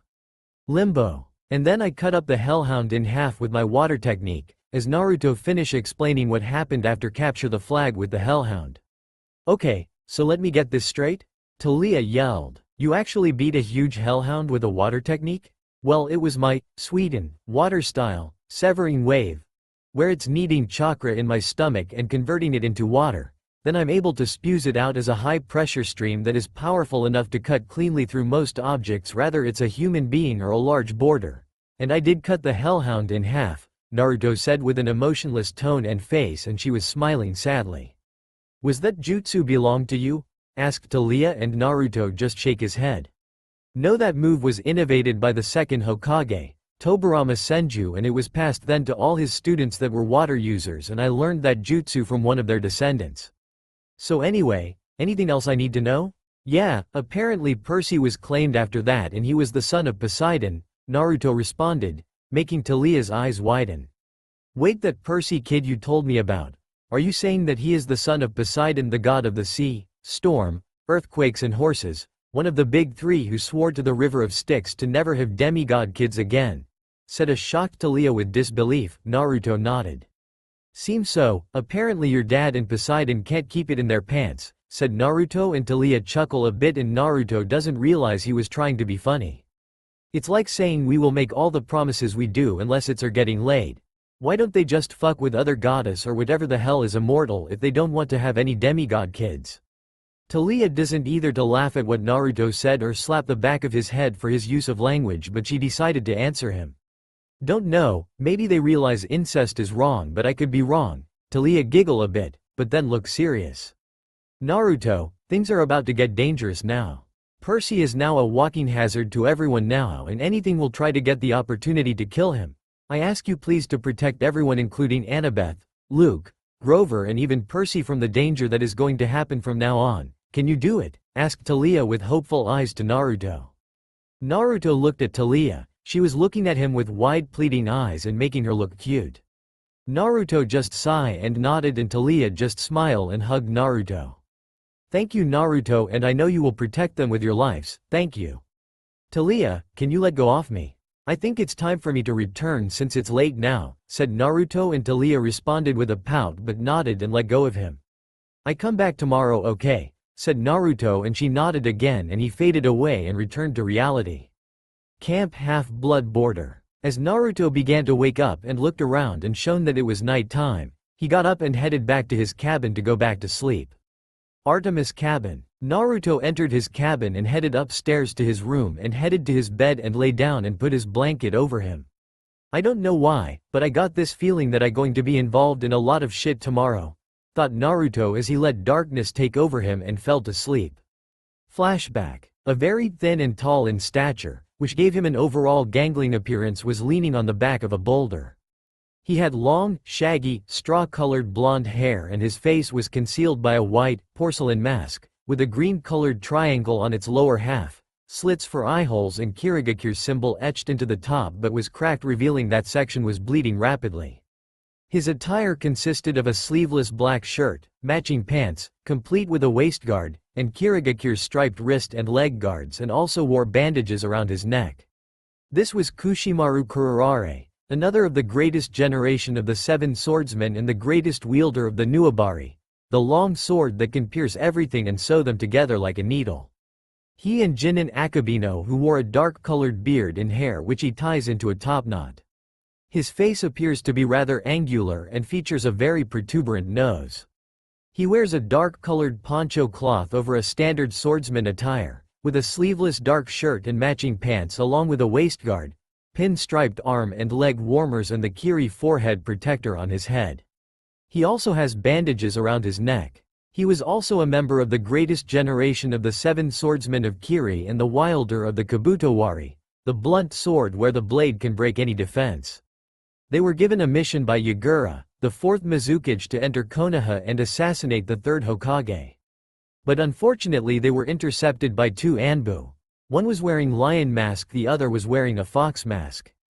They realized that the fox Anbu was the one that killed Jinpachi Munashi, stated in the bingo book issued by Kiri to look out for the fox Anbu whose identity was unknown but didn't really care, and they both engaged against the two Anbu to avenge their fallen comrade. Akabiono went to engage the lion Anbu while Kushimaru went on to fight Naruto head-on. They fought in an intense sword fight battle, but in the end Naruto managed to get Nuabari off him by cutting off his hand and kicked him in the head, superkick, knocking him back where he was knocked into a boulder and leaning on it. As he looked up from his position, he saw the fox Anbu or Naruto walking towards him with his katana in hand. He was now in front of Kushimaru. "Any last words?" asked Naruto to Kushimaru. "Yeah, I see you in hell, you piece of shit. I see you there too, but I have orders to do. Goodbye Kushimaru Kurarare," finished Naruto as he grabbed Kushimaru's hair and put him face first on the ground. As Kushimaru was trying to get up, Naruto enhanced his katana with wind and said, "Fuuten, wind style, slash of the dragon," and swing his katana down to his neck, decapitating his head as his body fell and his head rolled around leaving a trail of blood everywhere. Naruto then headed towards Jinin Akabino and saw that he was engaged with his partner and headed towards them. As Jinin was about to attack again, he felt a hand on his shoulder and noticed that it was the fox Anbu with blood on his mask.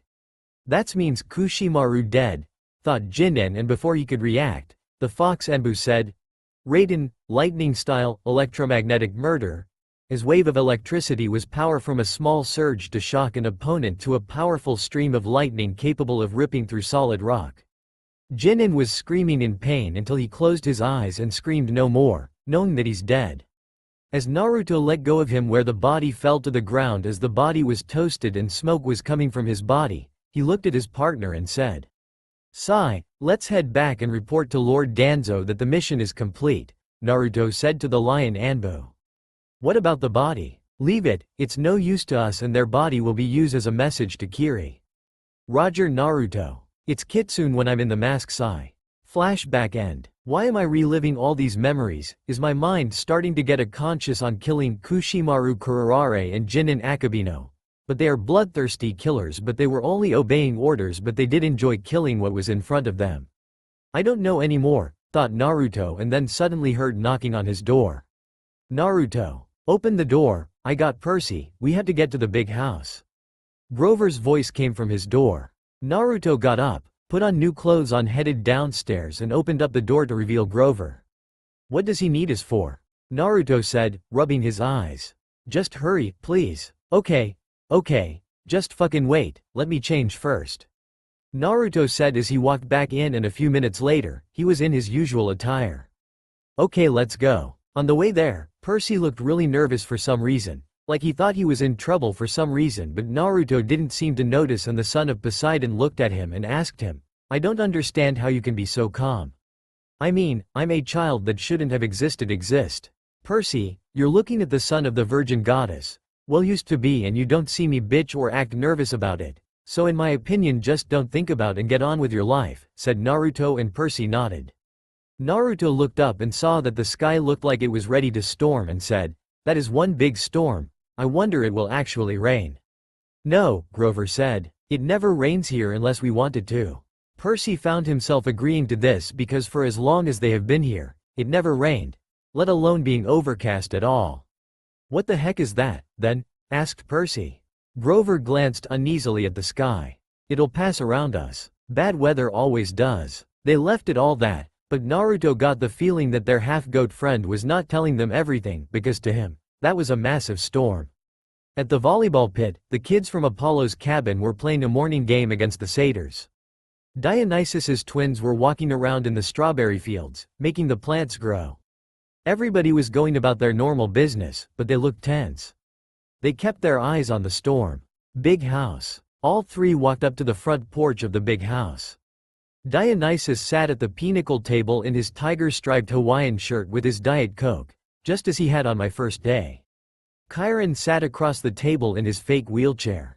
They were playing against invisible opponents, 2 sets of cards hovering in the air. Well, Mr. D said without looking up. Our new celebrity. Come closer, Percy, Mr. D said.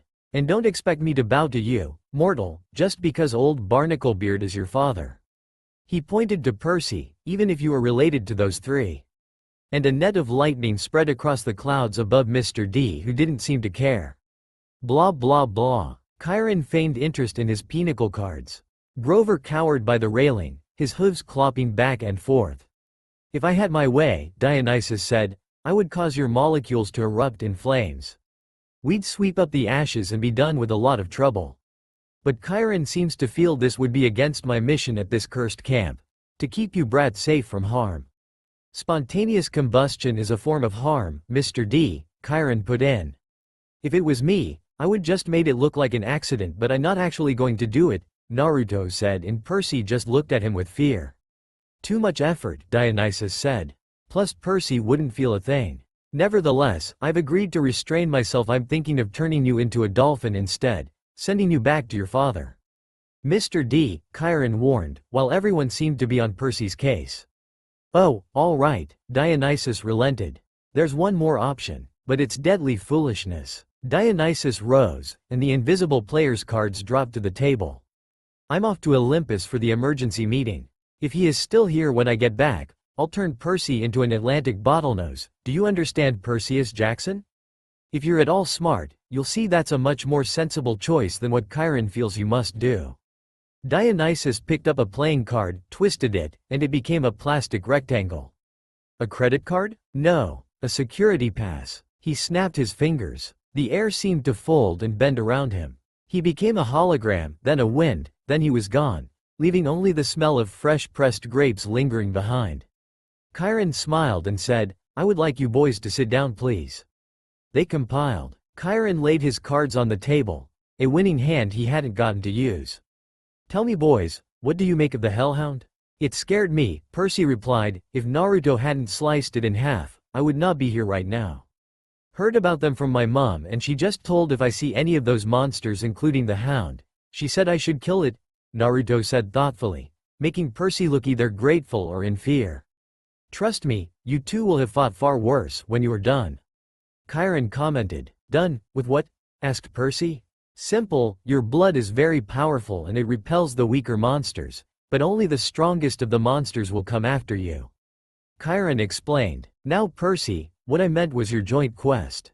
This kind of quest hasn't been done before, so do you accept it? Depends on what do we have to do, Naruto said with his arms crossed while Percy nodded to his comment. Chiron grimaced. Well, that's the hard part, the details. Thunder rumbled across the valley. The storm clouds had now reached the edge of the beach. The boys looked over and thought it odd that the sea looked to be boiling over. Poseidon, Hades, and Zeus, Percy said. They're fighting over something valuable. Something that was stolen, aren't they? Chiron and Grover exchanged looks. Chiron sat forward in his wheelchair. How did you know that? Percy looked embarrassed at that for some reason. The weather since Christmas has been weird, like the sea and the sky are fighting. Then I talked to Annabeth, and she'd overheard something about a theft. And I've also been having these dreams. I knew it, Grover said. Hush, satyr, Chiron ordered. But it is their quest. Grover's eyes were bright with excitement. It must be. Only the oracle can determine. Chiron stroked his bristly beard. Nevertheless, Percy, you correct. Your fathers and Zeus are having their worst quarrel in centuries. They are fighting over something valuable that was stolen. To be precise, a lightning bolt. Of course Hades is merely egging them on for his own amusement. A what? Percy chuckled nervously. Do not take this lightly, Chiron warned. I'm not talking about some tinfoil-covered zigzag you'd see in a second-grade play. I'm talking about a 2-foot-long cylinder of high-grade celestial bronze, capped on both ends with god-level explosives. Thankfully, it has not been used as a sword. Oh, Zeus's master bolt, Chiron said, getting worked up now. The symbol of his power, from which all other lightning bolts are patterned. The first weapon made by the Cyclops for the war against the Titans. The bolt that sheared the top off Mount Etna and hurled Kronos from his throne. The master bolt, which packs enough power to make mortal hydrogen bombs look like firecrackers. And it's missing? Asked Percy. Stolen, Chiron said. By who? By you, Percy. And then Percy's jaw dropped. At least, Chiron held up a hand. That's what Zeus thinks. During the winter solstice, at last council of the gods, Zeus and Poseidon had an argument. The usual nonsense. Mother Rhea always liked you best, air disasters are more spectacular than sea disasters, etc. Afterward, Zeus realized his master bolt was missing, taken from the throne room under his very nose. He immediately blamed Poseidon. Of course he blamed Hades as well. He think it would be useful in the underground. A lot of people know he really couldn't care less about their petty arguments, but he would not stay down if someone accused him of something like that. Now, a god cannot usurp another god's symbol of power directly. That is forbidden by the most ancient of divine laws. But Zeus believes your fathers convinced a human hero to take it. But I didn't. Patience and listen, children, Chiron said. Zeus has good reason to be suspicious. The forges of the Cyclops are under the ocean, which gives Poseidon some influence over the makers of his brother's lightning. Zeus believes Poseidon has taken the master bolt, and is now secretly having the Cyclops build an arsenal of illegal copies, which might be used to topple Zeus from his throne. The only thing Zeus wasn't sure about was which hero Poseidon used to steal the bolt. Now Poseidon has openly claimed you as his son. You were in New York over the winter holidays. You could easily have snuck into Olympus. Zeus believes he has found his thief. Okay, so why am I here then? Naruto asked with confusion. I got an Iris message from Uncle Apollo to bring you along with Percy since it's going to be a benefiting factor with you go with Percy on this quest and there's something waiting for you at this quest, do not ask. I know what is waiting ahead for you Naruto but it's at the most importance. Okay. Wish I got more info on this matter, Naruto said in an emotionless tone. I never been to Olympus. Zeus is crazy. Percy was freaking out. Chiron and Grover glanced nervously at the sky. The clouds didn't seem to be parting around them, as Grover had promised. They were rolling straight over our valley, sealing them in like a coffin lid. Percy, Grover said, we don't use the C word to describe the Lord of the Sky. Perhaps paranoid, Chiron suggested. Then again, Poseidon has tried to unseat Zeus before. I believe that was question 38 on your final exam. He looked at Percy as if he actually expected him to remember question 38. Something about a golden net? I guessed. Poseidon and Hera and a few other gods. They, trapped Zeus and wouldn't let him out until he promised to be a better ruler, right? Correct, Percy, Chiron said. And Zeus has never trusted Poseidon since. Of course, Poseidon denies stealing the master bolt. He took great offense at the accusation. The two have been arguing back and forth for months, threatening war. Hades just said he didn't, not feeling like starting a war for he already has too much work. And now, you two have come along, the proverbial last straw. But I'm a just kid. Percy freaked. Percy, Grover cut in, if you were Zeus, and you already thought your brothers was plotting to overthrow you. Then your brothers suddenly admitted that they had broken the sacred oath he took after World War II, that they have fathered a couple of new mortal heroes who might be used as a weapon against you. Wouldn't that put a twist in your toga? But I didn't do anything. Poseidon, my dad, he didn't really have this master bolt stolen, did he? Chiron sighed. Most thinking observers would agree that thievery is not Poseidon's style. But the sea god is too proud to try convincing Zeus of that. Zeus has demanded that they return the bolt by the summer solstice. That's June 21st, 10 days from now. Poseidon wants an apology for being called a thief by the same date, just that this matter be solved before he is overloaded. I hoped that diplomacy might prevail, that Hera or Demeter or Hestia would make the two brothers see sense. But your arrival has inflamed Zeus's temper. Now neither god will back down. Unless someone intervenes, unless the master bolt is found and returned to Zeus before the solstice, there will be war. And do you know what a full-fledged war would look like, Percy? Bad? Percy guessed. Imagine the world in chaos. Nature at war with itself. Olympians forced to choose sides between Zeus and Poseidon. Destruction. Carnage. Millions dead. Western civilization turned into a battleground so big it will make the Trojan War look like a water balloon fight. Bad, Percy repeated. This like Kiri and Yagura all over again, said Naruto as he put his right hand on his head. And you, Percy Jackson, shall be the first two to feel Zeus's wrath. Percy had a dumbstruck look on his face. So we have to find the stupid bolt, Percy said. And return it to Zeus. Pretty much, Percy, answered Naruto. What better peace offering, Chiron said, than to have the son of Poseidon return Zeus's property? If Poseidon doesn't have it, where's the thing? Percy asked. I believe I know. Chiron's expression was grim. Part of a prophecy I had years ago. Well, some of the lines make sense to me, now. But before I can say more, you must officially take up the quest. You must seek the counsel of the oracle. Why can't you tell me where the bolt is beforehand? Percy asked. Because if I did, you would be too afraid to accept the challenge. Percy swallowed. Good reason. You agree then? Percy looked to Grover, who nodded, and then to Naruto, who looked ready for anything. They nodded to each other and at the same time, they said, we accept. Besides, it is better than being turned into a dolphin. Percy stated. Then it's time you two consulted the oracle, Chiron said. Go upstairs to the attic. When you come back down, assuming you're still sane, we will talk more. Attic. Percy and Naruto went up 4 floors that ended under a green trapdoor. Percy pulled the cord and it swung open to reveal a ladder. The warm air from above smelled like mildew and rotten wood and something else. Something that Percy remembered from biology class about snakes. Of course it really smelled bad, so they covered their faces as they went up. The attic was filled with Greek hero junk. Armor stands covered in cobwebs. Once bright shields pitted with rust. Old leather steamer trunks plastered with stickers saying ITHAKA, Circe's Isle, and Land of the Amazons. One long table was stacked with glass jars filled with pickled things. Severed hairy claws, huge yellow eyes, various other parts of monsters. A dusty mounted trophy on the wall looked like a giant snake's head, but with horns and a full set of shark's teeth. The plaque read, Hydra Head No. 1, Woodstock, NY, 1969. By the window, sitting on a wooden tripod stool, was the most gruesome memento of all, a mummy.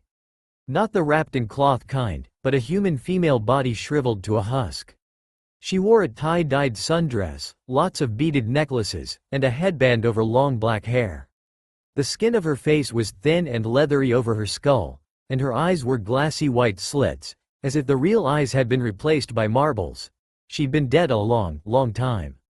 Percy got a freaked-out look on his face while Naruto didn't seem to really care. Then, a green mist poured from the mummy's mouth, coiling over the floor in thick tendrils, hissing like 20,000 snakes. Percy fell over and tried to get out, but the trapdoor was shut tight. Naruto was stone still as he glared at the mist, not liking this. Then they heard a voice in their heads. I am the spirit of Delphi, speaker of the prophecies of Phoebus Apollo, slayer of the mighty Python. Approach, seekers, and ask. Naruto could tell this was freaking out Percy, so he put a hand on his shoulder and it seemed to work some. Looking back at it, he had to admit it was a bit creepy. That green mist was its form of speaking to them and it did not feel evil like some things they had encountered so he would give it a chance and it seemed Percy would too. What is my destiny? They asked at the same time. The mist swirled more thickly, collecting right in front of them and around the table with the pickled monster part jars.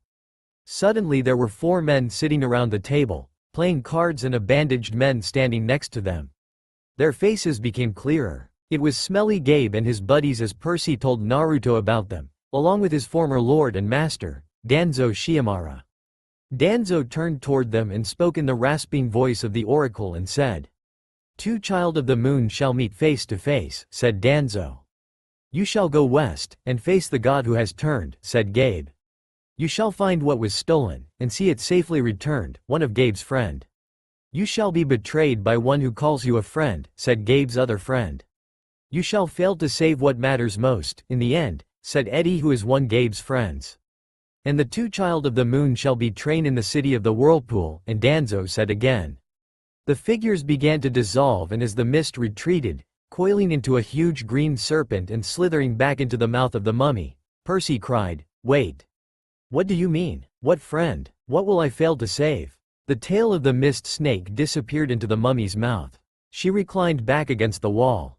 Her mouth closed tight, as if it hadn't been opened in 100 years. The attic was silent again, abandoned, nothing but a room full of mementos.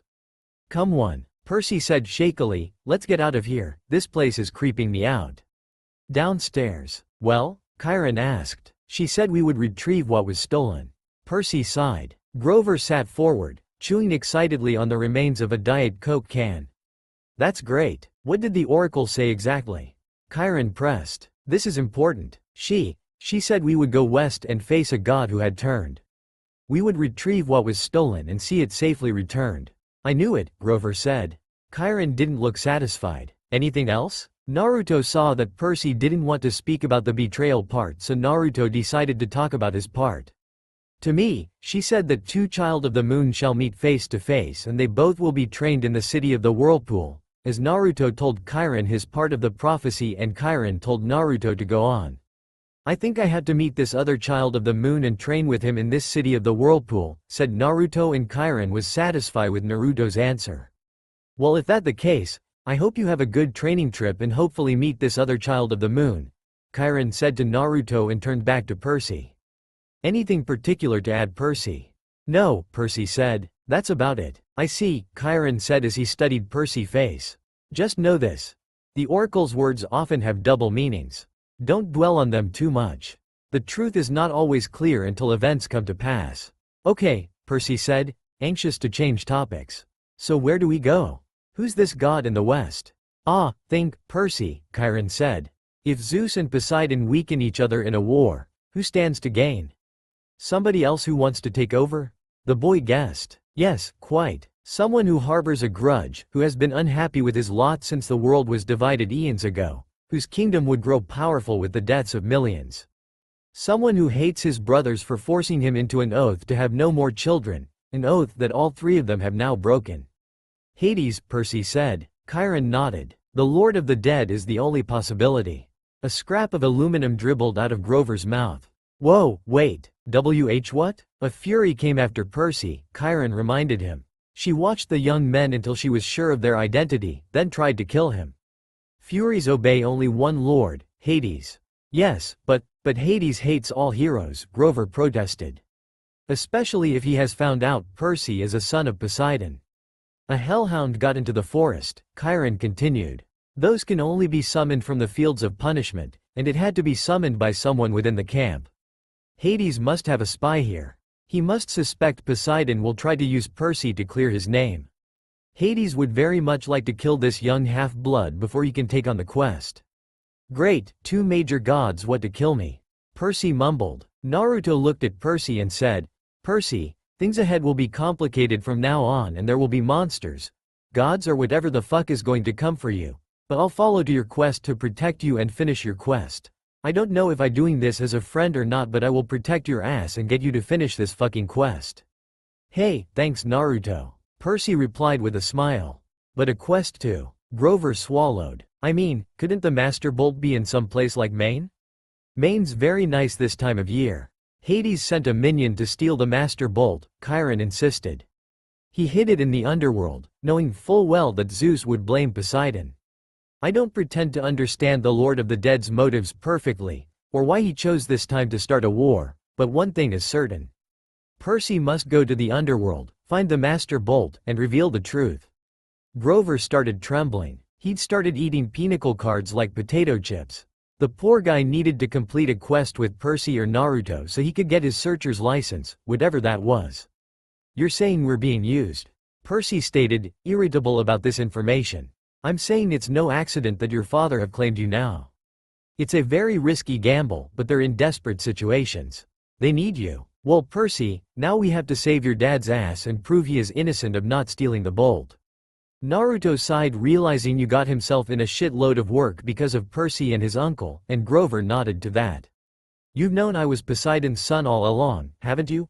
Percy accused. I had my suspicions. As I said, I've spoken to the Oracle, too. Chiron said calmly. So let me get this straight, Percy said.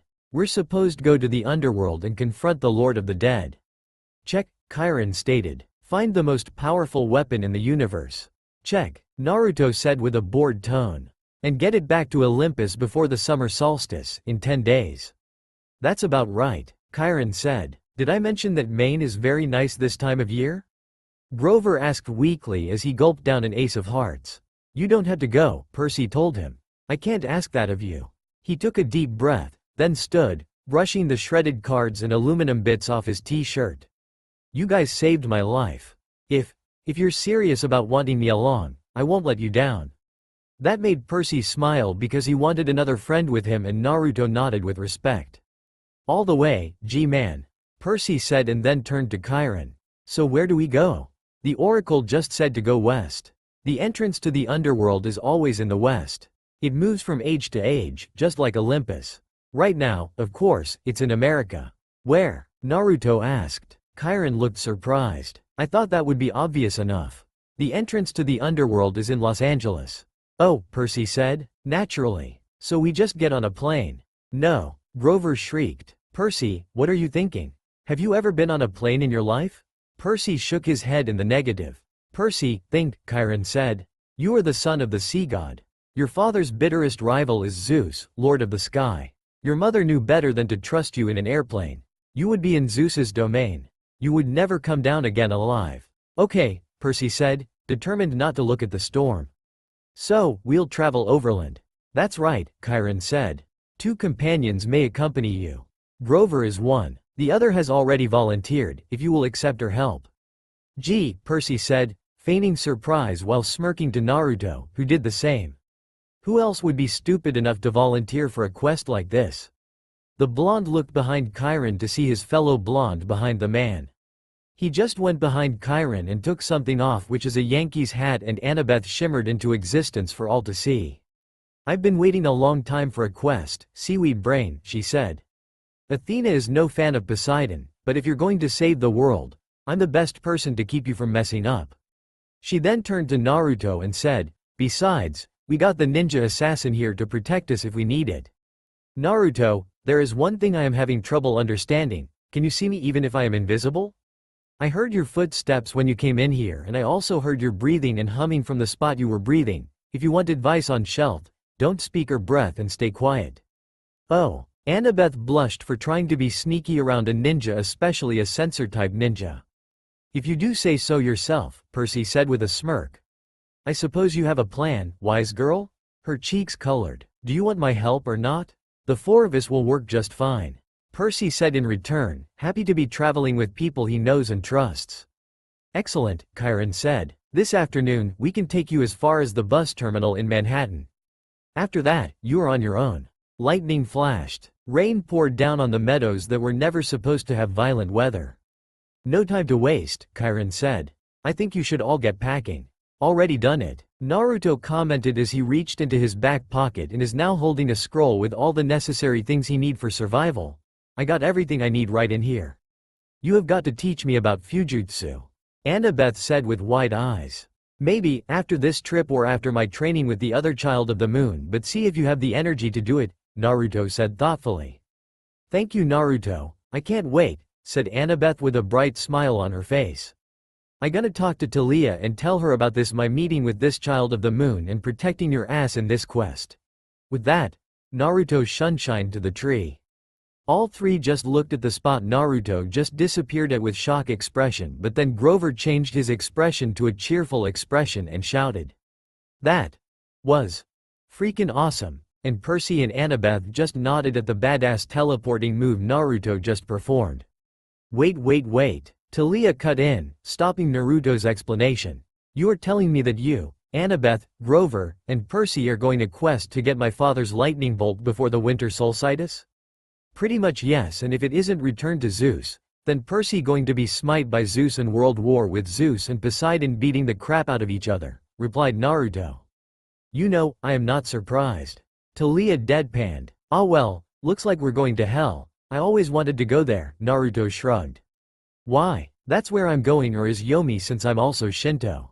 Taliah wanted to say something about that but let it slide for now. And let's hope you and the others would make it out in one piece, said a concerned Taliah. Yeah, let's hope. Well anyway, I better get going. I will see you later, Taliah. Naruto said as he started fading away from Limbo.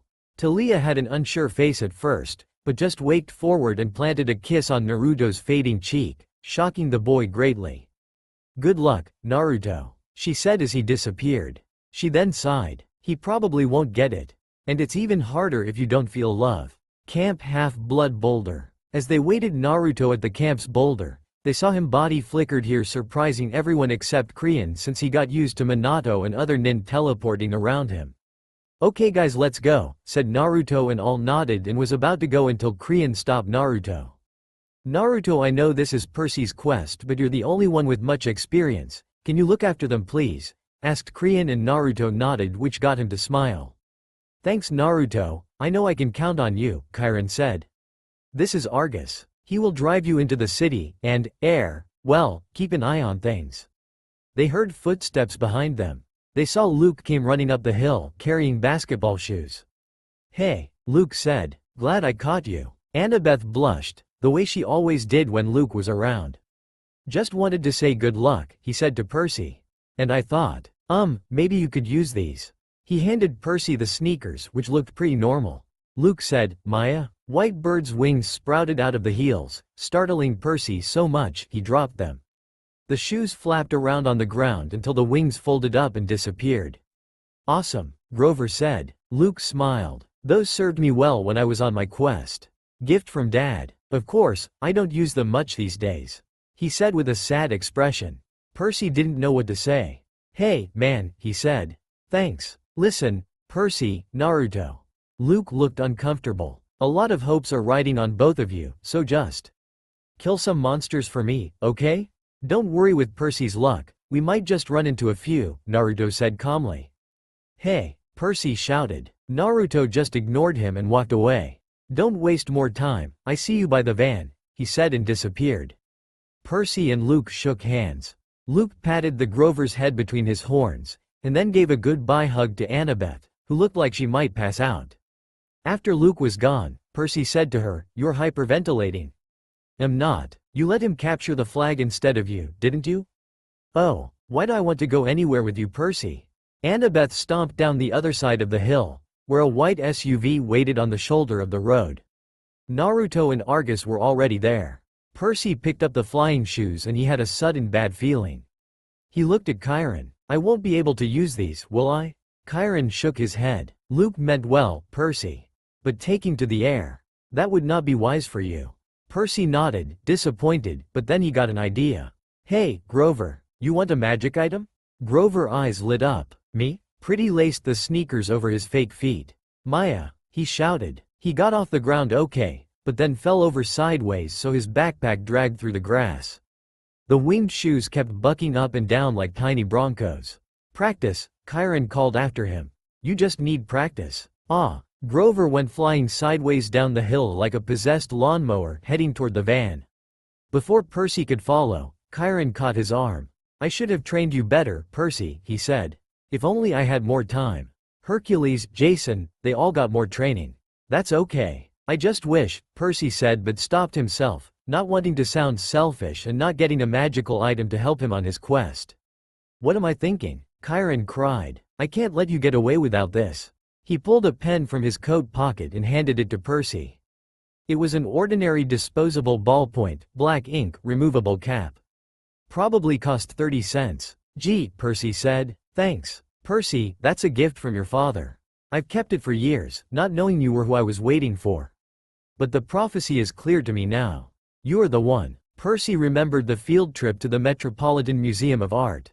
Chiron had thrown him a pen that turned into a sword. He took off the cap, and the pen grew longer and heavier in his hand. In half a second, he held a shimmering bronze sword with a double-edged blade, a leather-wrapped grip, and a flat hilt riveted with gold studs. It was the first weapon that actually felt balanced in his hand. The sword has a long and tragic history that we need not go into, Chiron told me. Its name is Anaklusmos. Riptide, Percy translated, surprised the ancient Greek came so easily. Use it only for emergencies, Chiron said, and only against monsters. No hero should harm mortals unless absolutely necessary, of course, but this sword wouldn't harm them in any case. Percy looked at the wickedly sharp blade. What do you mean it wouldn't harm mortals? How could it not? The sword is celestial bronze. Forged by the Cyclops, tempered in the heart of Mount Etna, cooled in the river Lethe. It's deadly to monsters, to any creature from the underworld, provided they don't kill you first. But the blade will pass through mortals like an illusion. They simply are not important enough for the blade to kill. And I should warn you, as a demigod, you can be killed by either celestial or normal weapons. You are twice as vulnerable. Good to know. Now recap the pen. Percy touched the pen cap to the sword tip and instantly Riptide shrank to a ballpoint pen again. He tucked it in his pocket, a little nervous because he was famous for losing pens at school. You can't, Chiron said. Can't what? Percy asked. Lose the pen, Chiron said. It is enchanted. It will always reappear in your pocket. Try it. Percy was wary, but he threw the pen as far as he could down the hill and watched it disappear in the grass. It may take a few moments, Chiron said. Now check your pocket. Percy noticed pen was there. Okay, that's extremely cool, Percy admitted. But what if a mortal sees me pulling out a sword? Chiron smiled. Mist is a powerful thing, Percy. Mist? Yes. Read the Iliad. It's full of references to the stuff. Whenever divine or monstrous elements mix with the mortal world, they generate mist, which obscures the vision of humans. You will see things just as they are, being a half-blood, but humans will interpret things quite differently. Remarkable, really, the lengths to which humans will go to fit things into their version of reality.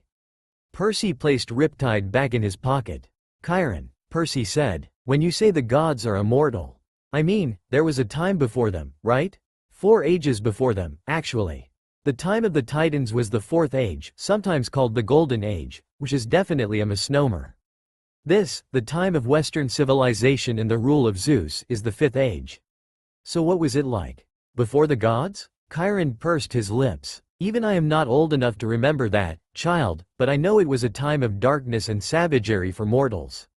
Kronos, the lord of the Titans, called his reign the Golden Age because men lived innocent and free of all knowledge.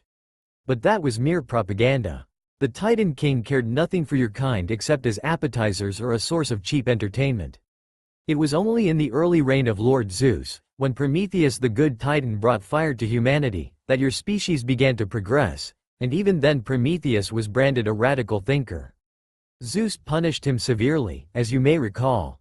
Of course, eventually the gods warmed to humans, and Western civilization was born. But the gods can't die now, right? I mean, as long as Western civilization is alive, they're alive. So, even if we failed, nothing could happen so bad it would mess up everything, right? Chiron gave him a melancholy smile. No one knows how long the age of the West will last, Percy. The gods are immortal, yes. But then, so were the Titans. They still exist, locked away in their various prisons, forced to endure endless pain and punishment, reduced in power, but still very much alive. May the fates forbid that the gods should ever suffer such a doom, or that we should ever return to the darkness and chaos of the past. All we can do, child, is follow our destiny. Good luck in your quest. Percy, and humanities is now in your hand, and good luck. With that, Creon left and Percy headed towards the van. Argus drove them out of the countryside and into western Long Island. Percy felt weird to be on a highway again. Annabeth and Grover sitting next to him, and Naruto was sitting on the front seat, as if they were normal carpoolers. After 2 weeks at Half-Blood Hill, the real world seemed like a fantasy. Naruto noticed Percy was staring at every McDonald's, every kid in the back of his parents' car, every billboard and shopping mall. So far so good, Percy said. 10 miles and not a single monster. Annabeth gave him an irritated look. It's bad luck to talk that way, seaweed brain. Remind me again. Why do you hate me so much? I don't hate you. Could have fooled me. Annabeth folded her cap of invisibility. Look, we're just not supposed to get along, okay? Our parents are rivals. Why? She sighed. How many reasons do you want?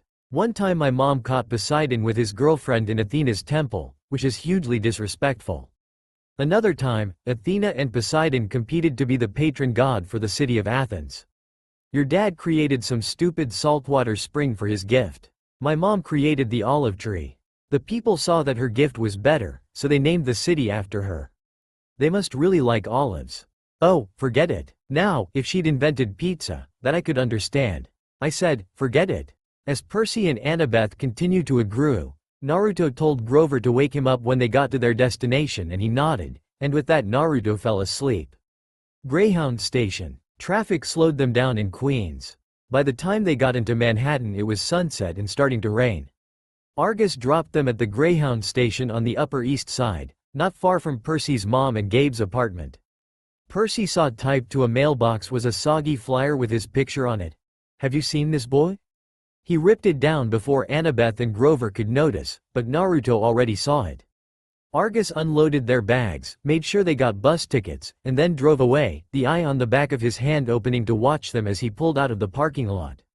Naruto noticed that Percy was looking off into the distance, probably thinking about his home. Grover shouldered Percy's backpack. You want to know why she married him, Percy? He said. Percy stared at him. Were you reading my mind or something? Just your emotions. Grover shrugged. Guess I forgot to tell you satyrs can do that. You were thinking about your mom and your stepdad, right? Percy nodded, wondering what else Grover might have forgotten to tell him. Your mom married Gabe for you, Grover told me. You call him smelly, but you've got no idea. The guy has this aura. Yuck. I can smell him from here. I can smell traces of him on you, and you haven't been near him for a week. Thanks, Percy said. Where's the nearest shower? You should be grateful, Percy. Your stepfather smells so repulsively human he could mask the presence of any demigod. As soon as I took a whiff inside his Camaro, I knew. Gabe has been covering your scent for years. If you hadn't lived with him every summer, you probably would have been found by monsters a long time ago. Your mom stayed with him to protect you. She was a smart lady. She must have loved you a lot to put up with that guy, if that makes you feel any better. It didn't, but Percy forced himself not to show it. I'll see her again, he thought. She isn't gone. Percy stared a little more into the distance until they had to move on. Hey, the bus is here. Come on, let's go, said Naruto and nodded. As they got on the bus that is heading to New Jersey and got on and find a spot to sit in. The bus was filled and their trip to New Jersey has started, and since it might take a while to get there, he decided to rest up a bit. Hey guys, I'm going to take a nap, so when we get there, wake me up, will? Asked Naruto and all nodded. Thanks. And with that Naruto went darkness take over him and falls asleep. Flashback. A man with spiky, light brown hair, prominent jawlines and green eyes. He is wearing the standard Iwagakure flak jacket and single-sleeved shirt underneath, leaving the entirety of his right arm exposed except for the presence of his forehead protector, wrapped around the upper portion of the arm. This is Gari of the explosion release. He processed the explosion Kekkei Genkai where it utilizes explosive chakra in combat, allowing them to cause explosions in objects they come into contact with. He is currently in Valley and trying to get away from the enemy that is chasing him. He was given a simple mission to take down some Konoha nin with 4 other Iwa nin, but was ambushed by Konoha's Anbu, about 5 or 6 of them, and has managed to take down all 4 of his comrade. He managed to take 2 of them but knew he doesn't have a chance and decided to escape. As he looked back and saw no one behind him and sighed and thought that he lost them, but was only later look in front only to see a knee to his face as the knee strike him in the face and knocked him down to the floor, laying face down. As he looked up, he saw a Anbu of a fox-like mask and realized this was the Kitsune of Konoha, the shinobi who managed to kill 3 of Kiri's greatest 7 swordsmen of the current generation, and the fox Anbu looked down at him and simply said, "Any last words? You may kill me, Treehugger, but Iwa and Onoki will have your head for this. I may die today, but I will not be given pity from my enemy, including you Konoha scum. Very well then, may you find peace." As Naruto picked Gari up and held him in a guillotine choke while standing, he then applied pressure to his neck and proceeded to twist his neck, snapping his neck with a sicking snap sound, and dropped his body on the floor. Naruto then walked away, heading back to his team and head back to Konoha to report to Lord Danzo. Flashback end. Naruto suddenly heard a commotion going on that disrupted his sleep and peeked an eye open to see what was going on. What he saw was the bus pretty much empty except Annabeth and Grover were there with what to be 3 women that have leathery wings like bats, claws, a mouth full of yellow fangs and glowing eyes speaking to the 2, but there was no sign of Percy, probably wearing Annabeth's cap. Are these the 3 Furies Mom told me about? Thought Naruto as he still continued to look without anyone noticing he's awake. So these are the goddesses of vengeance. Electo the angry, Megara, the grudging and Tisiphon the avenger. Seems they are trying to stop us with this quest. Might as well play possum for a while, and with that Naruto pretended to go back to sleep. As Electo continued to interrogate Annabeth and Grover on the whereabouts of Percy, and then she noticed Naruto sleeping in the corner.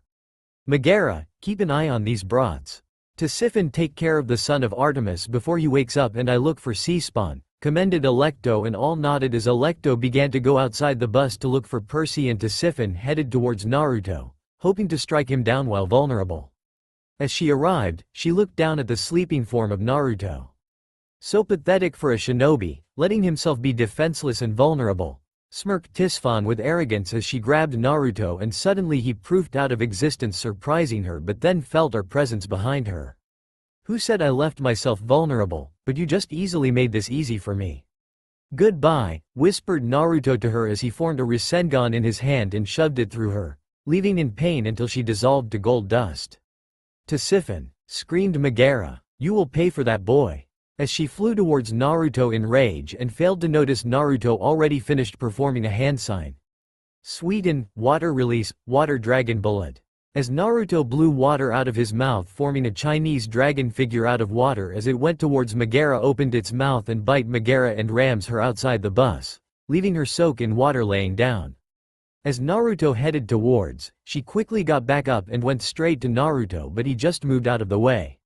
As Megara turned back to him, he just simply enzwigiri kick her to the side of the head, knocking her down face down and slowly tired to get up. As Naruto gathered chakra to his left foot to straighten it and running towards her and blackout stomp her to the head, splatting her head everywhere with golden blood everywhere as well, and soon later dissolved into gold dust. As Annabeth and Grover looked on in shock and fear.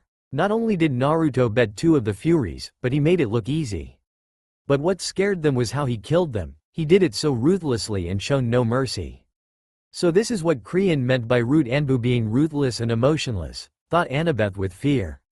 But Naruto didn't notice their expression but was looking around for Electo until he saw her and Percy fighting, and Annabeth and Grover noticed as well and headed towards Percy. Perseus Jackson, Electo said, in an accent that was definitely from somewhere further south than Georgia. You have offended the gods. You shall die. I like you better as a math teacher, Percy said to her. She growled. Annabeth and Grover moved up behind the Furies cautiously, looking for an opening. Percy took the ballpoint pen out of his pocket and uncapped it. Riptide elongated into a shimmering double-edged sword. She growled. Submit now, she hissed. And you will not suffer eternal torment. Nice try, Percy said to her. Percy, look out, Annabeth cried. Mrs. Dodds lashed her whip around Percy's sword hand while the Furies on the either side lunged at him. Percy felt like his hand wrapped in molten lead, but he managed not to drop Riptide. He stuck the Fury on the left with its hilt, sending her toppling backward into a seat. As he managed to slash her on her shoulder, she was about to rush towards Percy again, but Annabeth got Mrs. Dodds in a wrestler's hold and yanked her backward while Grover ripped the whip out of her hands.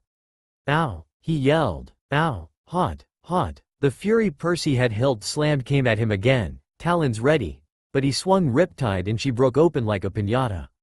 Mrs. Dodds was trying to get Annabeth off her back. She kicked, clawed, hissed and bit, but Annabeth held on while Grover got Mrs. Dodds's legs tied up in her own whip. Finally they both shoved her backward into the aisle. Mrs. Dodds tried to get up, but she didn't have room to flap her bat wings, so she kept falling down. Zeus will destroy you, she promised. Hades will have your soul. Brachas meas vesamini. Percy yelled, which oddly meant, eat my pants. Electo somehow managed to get free herself, but before she could attack him, she suddenly heard, sweeten, water release, severing wave, as Electo was pierced Electo in the chest and looked to see Naruto pouring out the water of his mouth, and he moved his vertically, resulting to her to be split in half and later turned to gold dust. Suddenly, thunder shook the bus. "Get away from the bus!" Annabeth yelled. Now, they rushed outside and found the other passengers wandering around in a daze, arguing with the driver or running around in circles yelling, "We're going to die." A Hawaiian-shirted tourist with a camera snapped Percy's photograph before he could recap his sword. "Our bags." Grover realized. "We left our..." Boom! The windows of the bus exploded as the passengers ran for cover. Lightning shredded a huge crater in the roof. "Let's go," Naruto said. "We don't need more problems." Then he disappeared with Annabeth, Percy and Grover from there. Omake. Icha Icha discover. As the Strolls were wandering around the mass hall thinking of a prank to do, but they then notice on the spot where Naruto usually sit was a bright orange book titled, Icha Icha Paradise, by Jiraiya the Toad Sage on it. "Must be Naruto's. Think we should return this to him?" asked Connor. "Yeah, we should, but I think he wouldn't mind us if we read what this novel is about," replied Travis, and Connor nodded. As they both opened the book and began to read each page, their face grew a dark blush after reading the first few chapters. "Damn," muttered Connor. "You got that right, let's show this with the other guys." And with that they left the mass hall and to spread the wonder of Icha Icha to their fellow men. And soon they found Charles, Luke, Lee and Michael talking to one another and headed to them. "Hey guys, guess what Naruto had with him all this time," said Connor. "What?" asked all four guys. "This," Travis revealing the Icha Icha book, which confused them, but then said, "Come on, come here and read with us and you will find out." As the four got around Connor and Travis and started reading the book.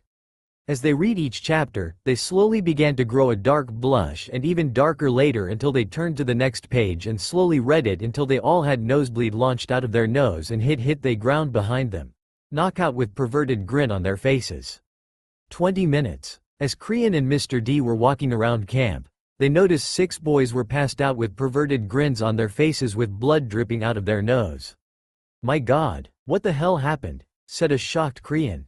"I think I know," said Mr. D as he walked towards Travis and took the orange book out of his hand. It seems Artemis' son is a fan of this Jiraiya's series. Can't wait for her to find out about this." As they both laughed and walked away with the book in hand, leaving behind the 6 perverted boys. THSTA all for now. If you enjoy, then please like, share and do comments.